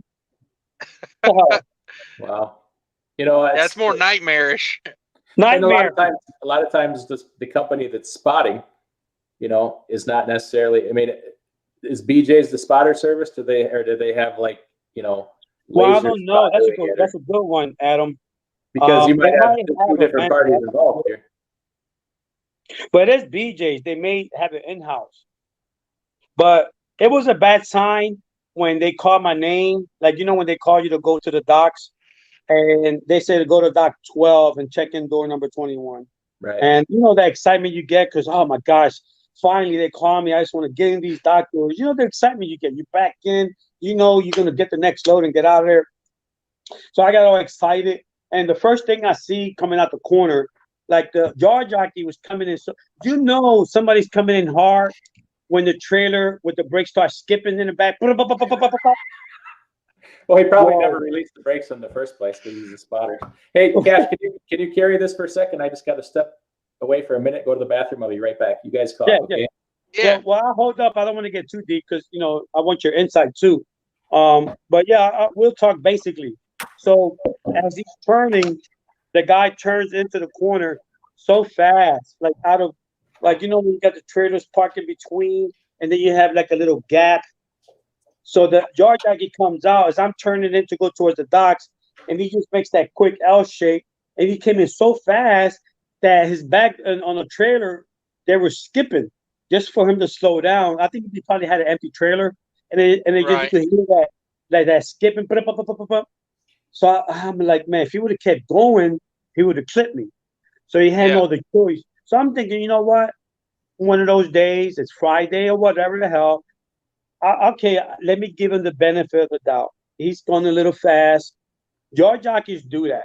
The thing I hate about these yard jockeys, they think, you know, they could do 50 miles an hour, that they're above the law. You know, inside the yards there, and the majority of them. And that's so dangerous because let's say me and you in between the trailer. I usually take walks around when I'm getting loaded, and I may walk in between the trailer. But at the same time, if I do that and take a shortcut, there's a good chance these guys may not be, you know, going slow enough to stop and hit me as I'm walking between a trailer or something. Or if I'm backing up a trailer real slowly to get it out, whatever, they could run into you. They're driving so fast in a consistent basis, and they all do that all the time. So like Adam was saying, they might be an outside vendor because their attitude, which I'm going to send you the video, Adam, so you could have fun with it. And I'm going to edit it to do a video to help truckers because I caught what the yard jockey told me. You're not even going to believe it. He didn't know I was recording him. He thought I was just taking pictures of the crash. Right. But I had a video going on, which you could hear his voice. So unfortunately, I didn't record the managers with this unprofessional attitude. So long story short, I'm gonna get to the story here because I don't want to hold up the channel. So I go in and I'm asking for the manager to get the incident report, claim numbers, insurance, and all that. These guys ain't even coming out. It's like 10 o'clock at night. They're not even making an effort to come out, Adam. They're like behind the back cave, and I gotta send a back signal. They don't want to come out. So I'm asking the personnel that has no clue. You know, the unhappy people, the ones that check you in, they're like, yeah, what you want? You know, that like they always treat us like we're third world country citizens. Like, you know, we're fixtures. We're just part of the truck. We have no feelings. Like, yeah, what you want? Go over there, you cattle. Go herd over there in the corner. We're gonna prong you in or whatever. You know, so they you know, with their attitude, like, hey, yeah, what's going on? Let me talk to your manager. Now, these people are thinking maybe I want to be first in line. Maybe I want special service. So they're not in a rush to give me the manager because they're thinking they made one exclusive, hurry up, unloading shit. You know what I mean? Right. But they didn't know that my truck is in pieces like a jigsaw puzzle, you know, that one of the jockeys hit me. So I'm like, let me talk to your manager. One of you guys hit me, and I need some information. Then the lady says, oh, my gosh, let me get him. And he's not even making no effort to come out. At this point, I know it's something sketchy. So I finally get the guy out. You know, I had to throw dynamite in there and tear gas to bring him out. So he comes out. I'm being sarcastic, but I felt like I did. He finally comes out, right, Adam, with his attitude. Like, he's writing behind a piece of paper. This is the report, Adam and Cash. Here, call her. Who? Your girlfriend? What the? Call who? Ashley. Who's Ashley? The prom queen? The chicken girl? Who the hell's Ashley? Give me titles. give me, something to work with here. Ashley is the safety manager. Oh, so she doesn't have a safety car or a business car. I feel like I'm in the street corner buying oranges or something. Just up in LA. Better than on street corner selling oranges. So he's being like kind of, a guy that you want to punch in the face for no reason because he's just being a DICK. He's being that. I just want to like chop him in the throat like this at him, like you. You'd probably be my hero, but I don't reckon I can't say. No. Right. I know. We've all been that way and felt that way. Yeah. So now, right? So I said, well, I had my because I'm leased on, and I'm not going to give the names. I don't give names out. You know who I work for. Yeah, so I that one of the, and he's like, well, don't call the cops because it's private property. I'm like, I don't care. I want to call. This guy's not cooperating. Probably I need. yeah. So then at this point, at my authority, that I'm leased on. So I said, okay, I'm not going to call the cops. And that was the worst decision because, he goes back in, and at this point, I'm just taking pictures outside, just for the record. And the guy comes out. He's right next to me, like really. I don't know how you are, Adam. You look young. Have you ever seen the show back in the '90s when Michael J. Fox he played a lawyer, a mayor of a city? Remember that show? Spin City? Is that what it was? Spin City. Yeah. Man, I could get that name out all day long. Remember the black guy that was gay? I guess he was a city councilman. Yeah. This dude was his twin, but a bigger, fatter version of the Spin City. So I looked at, you're gonna see when I show you the video, Adam. You're gonna see it. You're like, this looks like the Spin City lawyer. So back then, I think it was Michael J. Fox in the TV show, whatever, his friend or whatever. So first of all, I'm like, hey, how's Michael J. Fox doing, by the way, in Spin City? But who are you? So he looked like the guy. So he's like, oh, I said, you work here? Because he was kind of real close. Right. He wasn't even respecting COVID shit. He was just like right there. He's the guy that hit me. I didn't know that. So I'm like taking pictures, but I was really video recording. He didn't know that. So I'm like, oh, yeah, I'm just taking pictures. This guy hit me. Then I looked at the Spin City guy again. I'm gonna just name him Spin City because I don't know his name. So I look at Spin City guy and I say, you work here? He said, yep. One little word, that was it, just like a cowboy from the yep. With this attitude. Not like a yup, I'm sorry, more like a yup and what? Like one of those yups. So I'm getting that feeling like this guy may want to start something. He may want to be starting something. I know he doesn't want to be starting something like for real, but low key. Just to redirect what he just did and made me look like the bad guy because now I'm choking him and I'm beating him up. See what he's trying to do here? Oh yeah, obviously doesn't know who you are. You from Wisconsin. You know how Milwaukee is. They're pretty tough up there. So he's trying to make me do one of those. So now I'm the bad guy. All that what he did, it's okay. This guy was a bad trucker anyway. He's bad poison. We're gonna oversee. He just fucked up this guy's truck or whatever. So he's trying to do that. But I'm from Philly. I'm on it. So I'm like, let me just take a deep breath. So I finished taking the video thing. He's still there. Spin City guy still kind of like this. Whatever. Right. So then I says, are you the guy that hit me? Yep. I'm like, did he just say yup with no sorry afterwards? Did he just, my mind is saying this. Did he just say yup with no apologies, with no sense of remorse, no human stuff behind there? Imagine what it would have been like if you were the one that hit him. He would have probably shot me. They would have tried to have you arrested. They'd have the cops there. They'd have immigration there. They'd have everything there trying to, Even though I'm American citizen, he would have called the Mexican and Cuban authorities. That's right. And so at this point, right, Spin City guy's like, yep. And he's still in my face. At this point, when he said that second yup with no remorse, I'm like, I gave him this look, really? But I didn't say nothing else. I just kept pretending I was taking pictures. And then I point to the wheel. I said, "Wow, you really hit my wheel." It's pointing out. Oh, that's fucked up. Did he just really say that's fucked up without the sorry at the back end of it? Like this is really of him. You did that, sir. Part 3. He said, "Oh, that's fucked up." Like he didn't do. dude, the same way I'm feeling now, I'm trying to get control here. He said that's fucked up, like a regular day at work. Right. Like if he just scratched it with his fingernail and there's a little polishing to do it. It's $10,000 worth of work of damage. Oh man. And plus 5 days of lost wages and $800 in the hotel and I'm in Miami. It's been raining every day. It's like it's like I couldn't enjoy Miami. It's been raining every day, some kind of a storm. Well, luckily you live down there, so you can do it. No, are you still in Jersey, Philly area, or did you move to Florida? Yeah, back and forth. I'm gonna open up my gym here, Anytime Fitness here in Orlando, not in Miami. But yeah, I'm back and forth because my family's here. My niece just had a baby, so I'm back and forth. My girlfriend's in New Jersey, and that's why I'm gonna open up the original Anytime after this COVID stuff. You already know my business plans, but you know what I mean. So that's why I'm back and forth. But at the time, this was my home time. This is the load. Hey, Adam, you know the load, Cash, the one that's your home, that is the light, and then you're gonna go home right after this load, and you got that home vibe, that relaxation. But now it's the opposite. I got to contend with crash, accident reports. My bumper's hanging out. Now I got to do mechanical work, and I could smell my house from Burlington. It's like so near, but yet so far.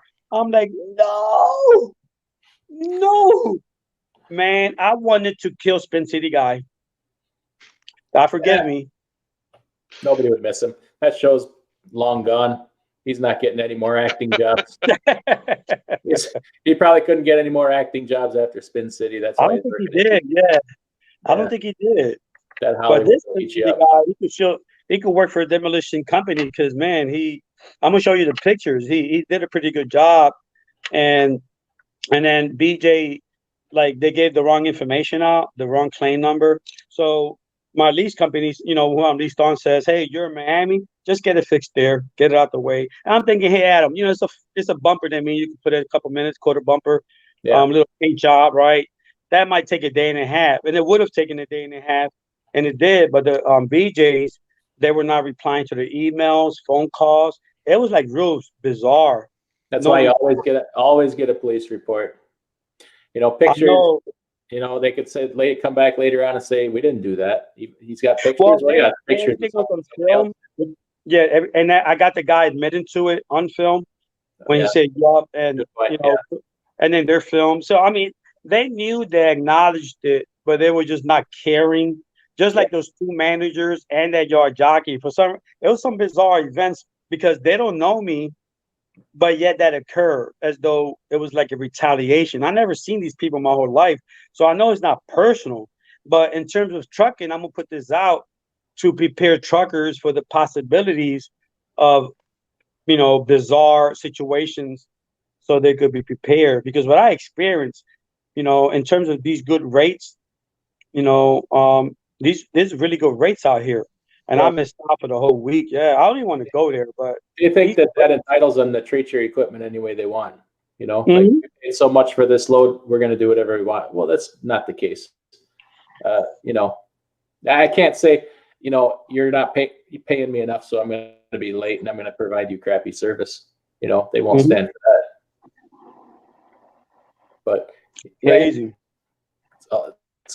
It's a shame that this whole industry is a game of cover your ass. Yeah, and you're right with the police report. I did that before, but you have to understand, I'm paying 15% to you. You know how it is. I'm leased on 15% of authority. It's not mine, and it's their insurance. So I don't want to step in nobody's toe to prolong anything, or, So at this point, I kind of did what they said, and which kind of affected me. Of course, I will get compensated, but it's a matter of like.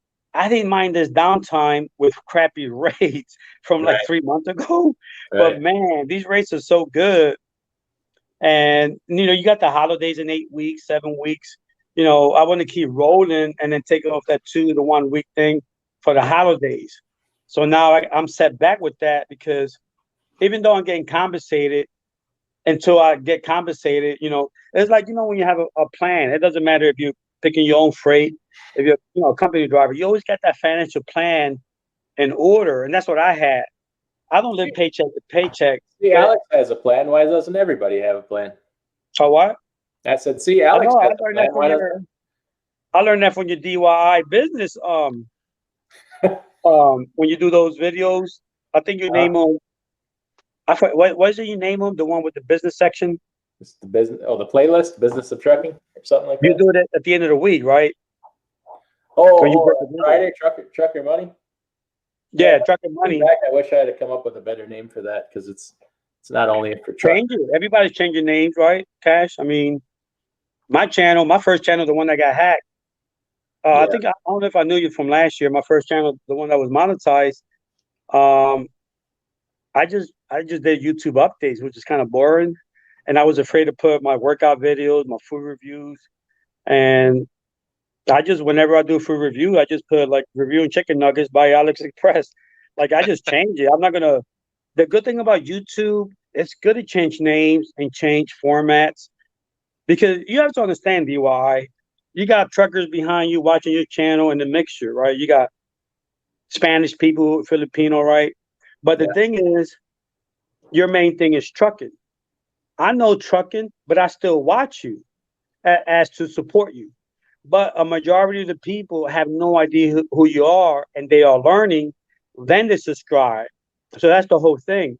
There's nothing wrong. Just because I know you as DIY, you can change your name to Dingalong Dingalong or Samsung, whatever you want to, because I know you and it's not going to affect my thing towards you. I'm still going to watch you. Now, Right. but new customers that's coming in fresh, they don't know what your name is, but they know you're talking about trucking.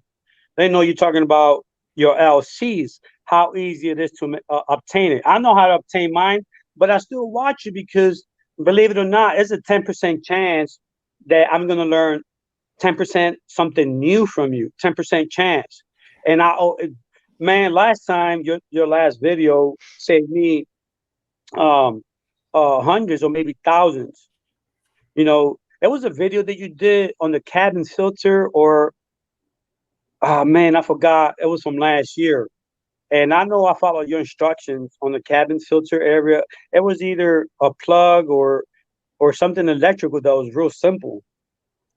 But the mechanics charged me like, I don't know, like $900 or $800. Then when I looked it up online, your first name popped up, which is good. That means YouTube is watching you.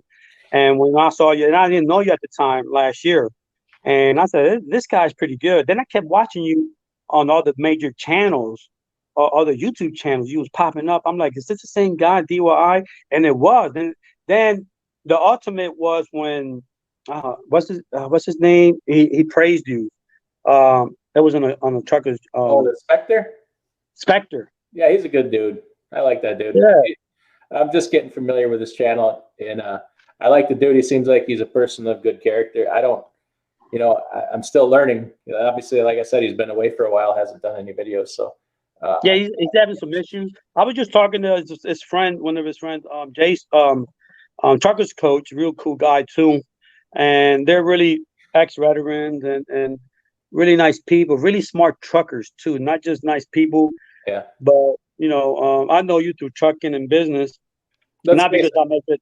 Yeah. Let's just put it out there and be honest right now. You watch me because you think I'm adorable. Well, damn, man, now you're exposing me. Okay, forget all that. That's why. Hey, Cash, don't judge me, man. I don't know shit about trucking. This is just making. Yeah. Nobody crashed my truck. I'm just making up stories. Yep. I'm stalking them. The comment here is the home time is worth a lot too. You don't get compensated for missing that. You got me. Hey, Adam, these accidents or breakdowns never happen close to home, do they? I don't even know what a truck is. I saw a toy truck. That's about it. You don't even know where your truck is? I don't even know what a truck is. I'm just talking to Adam. Oh, is it at the dealership? See the shrine? Hey, Cash, see the shrine behind me? There's a shrine right there, Adam. Yeah, I see the candles. Oh man, I meant to turn them off. You took it out of your sleeper when you got out of the truck? Yeah. Well, it's portable. That's what I like. We haven't talked in a while. I'll have to give me a call sometime. With the posters, with the 1990s posters, and Man. You don't have those shirtless ones of me in your sleeper, do you? Oh gosh. Cash. He's getting me at every angle. Yes. That's just a little weird. Yeah, I know. Sorry. You don't want me to lift these glasses up. That's all right. Pictures of you right here. You better get out and ride that bike because I see you've been eating a lot of ho-hos and Twinkies. And Look. He got me again. See? Right there. The man rides 50 miles a day on his bicycle, and then I see him eating, ding That's dong a lie. ho-hos. That's another lie. What I do is I put a stationary wheel and just watch films of you all day.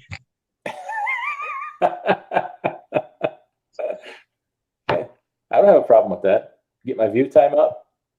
Right? I do. And I got premium. Your commercials are paid, buddy. Even if I don't watch them, they get paid. Nice.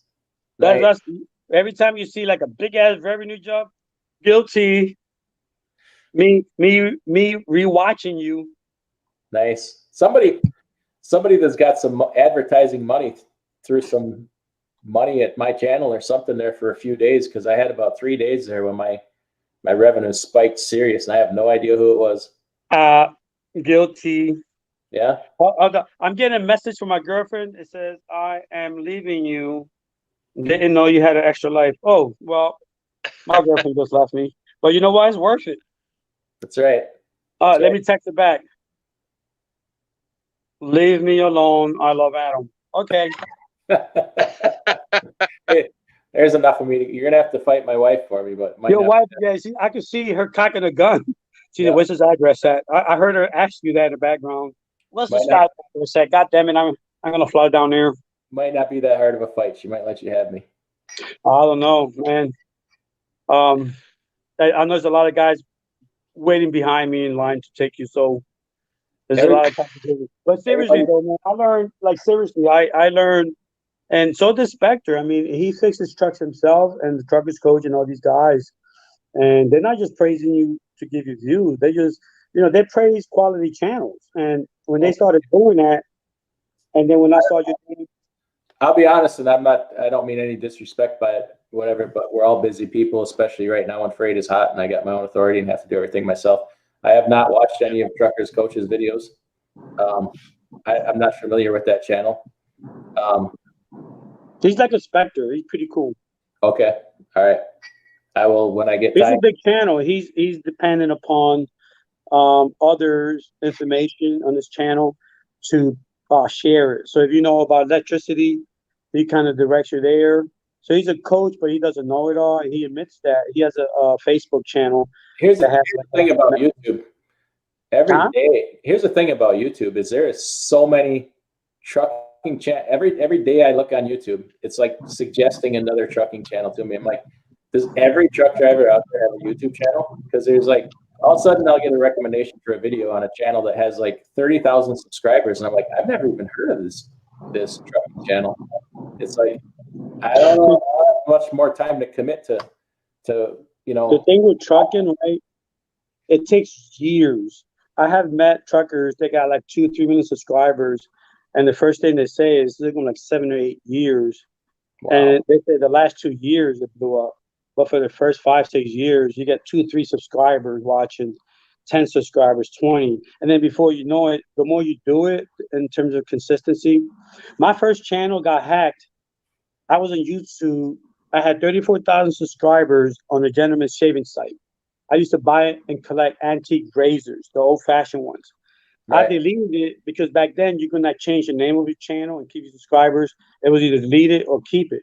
Now, when that website went corporate, they kind of didn't include me with the corporate money, and I did all that research and built that channel along with 10 others. And I said, well, you know what? You're not going to keep feeding them off of my information. I'm deleting it.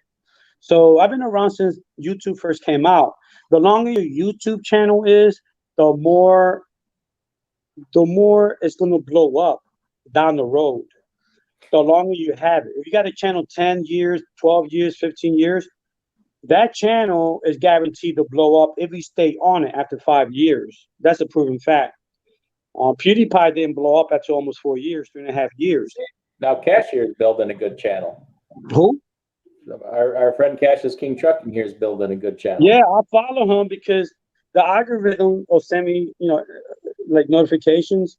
Like right now, the more he's on your channel and the more I am here, the algorithm is going to connect that. So whenever he has a video, it'll give him a notification. Right. I'm not going to lie, Adam. I like your videos and you like mine, but yeah, if I'm not looking for you, YouTube is not going to bring me to you because the algorithm is different now. It doesn't want to repeat itself, and it has billions of other videos to suggest. So I'm looking for your name because I comment on your channel and you comment on mine. So that helps me, like right now, to track you down. Let's be honest. Sometimes I feel like I'm the only non-Filipino teenager girl watching your channel. Yeah. Well, my channel, I know, right? Or my channel has the most from, believe it or not, the Filipinos like 0.5. In Britain, I got like a large following. The United States is number one, Britain, and I can't remember the other one. And then Filipinos. It seems like I'm on the Filipino channel because I got a lot of friends here that's married to. I grew up with Filipinos, right? From the Air Force in Philadelphia. So I kind of relate to the Filipinos, but I relate more to the Spanish people because I'm part Spanish, 11% Puerto Rican. So I got like a following there. I knew there was something there. Shut up. I'm 11% because of my ancestors and 63% European white and 15% native. So sounds like you did an ancestry DNA or something. Yeah, I did like 3 of those. What you call those things when you the kits thing, yeah, as an ancestry or something, or ancestry.com. Something like that. I don't know. 23andMe and the other one. 23andMe. 23andMe. They didn't send you back a message and say it's not 23, you're really like 24 or 25, right? Yeah. They're talking about your chromosome. Yeah, no. But I think it's like a 23 chromosome thing. But with those, it says I'm 50. All of them say I'm 15% native. But it threw me off when one said I was like freaking all Brazilian. Then they fixed it. They said, I'm Brazilian? What the fuck? Like, I literally know my parents are Puerto Rican because, they're there in front of my face. My dad, when he came out of Vietnam, he went there and met my ancestors in Puerto Rico, not in Brazil. But like after 3 weeks, they switched it. They updated the email. But I'm like, I'm fucking Brazilian. I must have been adopted. It fucked me all up. I'm like, am I adopted? Imagine if I was 10. My mind would have been fucked up for life. That's all right. I'm adopted, man.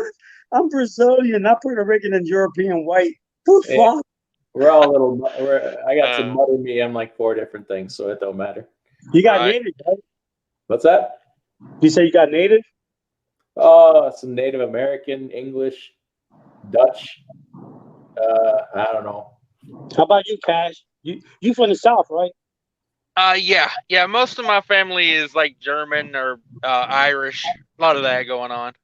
He got the Irish look, right? Like he can fuck you up with a bar fight once you get drunk. I'd say. Then you got that look. I'd say straight Hebrew. Hebrew? Yeah, a lot of that going on. Tennessee Hebrew. Right. Hey guys, I'm gonna have to hop off here. My phone's not charging properly, and it's about ready to die on me. Yeah, I think it's that time. So. All right, Adam. I'll send you the videos. All right, thanks for guys. coming in. We can have fun, everybody, and we'll do this again someday. Make a big party again. I should have came earlier too, man. Well, Adam, I'm gonna check you out, man. Either call me or whatever. I can send it to your phone. And if you got the time, I know you're a busy guy, but yeah, let's talk on Monday. Yeah, I definitely will, buddy. All right, take it easy, everybody. Check that out, man. I'm out. All right, take it easy, everybody. Have a good night. Thanks for stopping in. We'll catch you next time.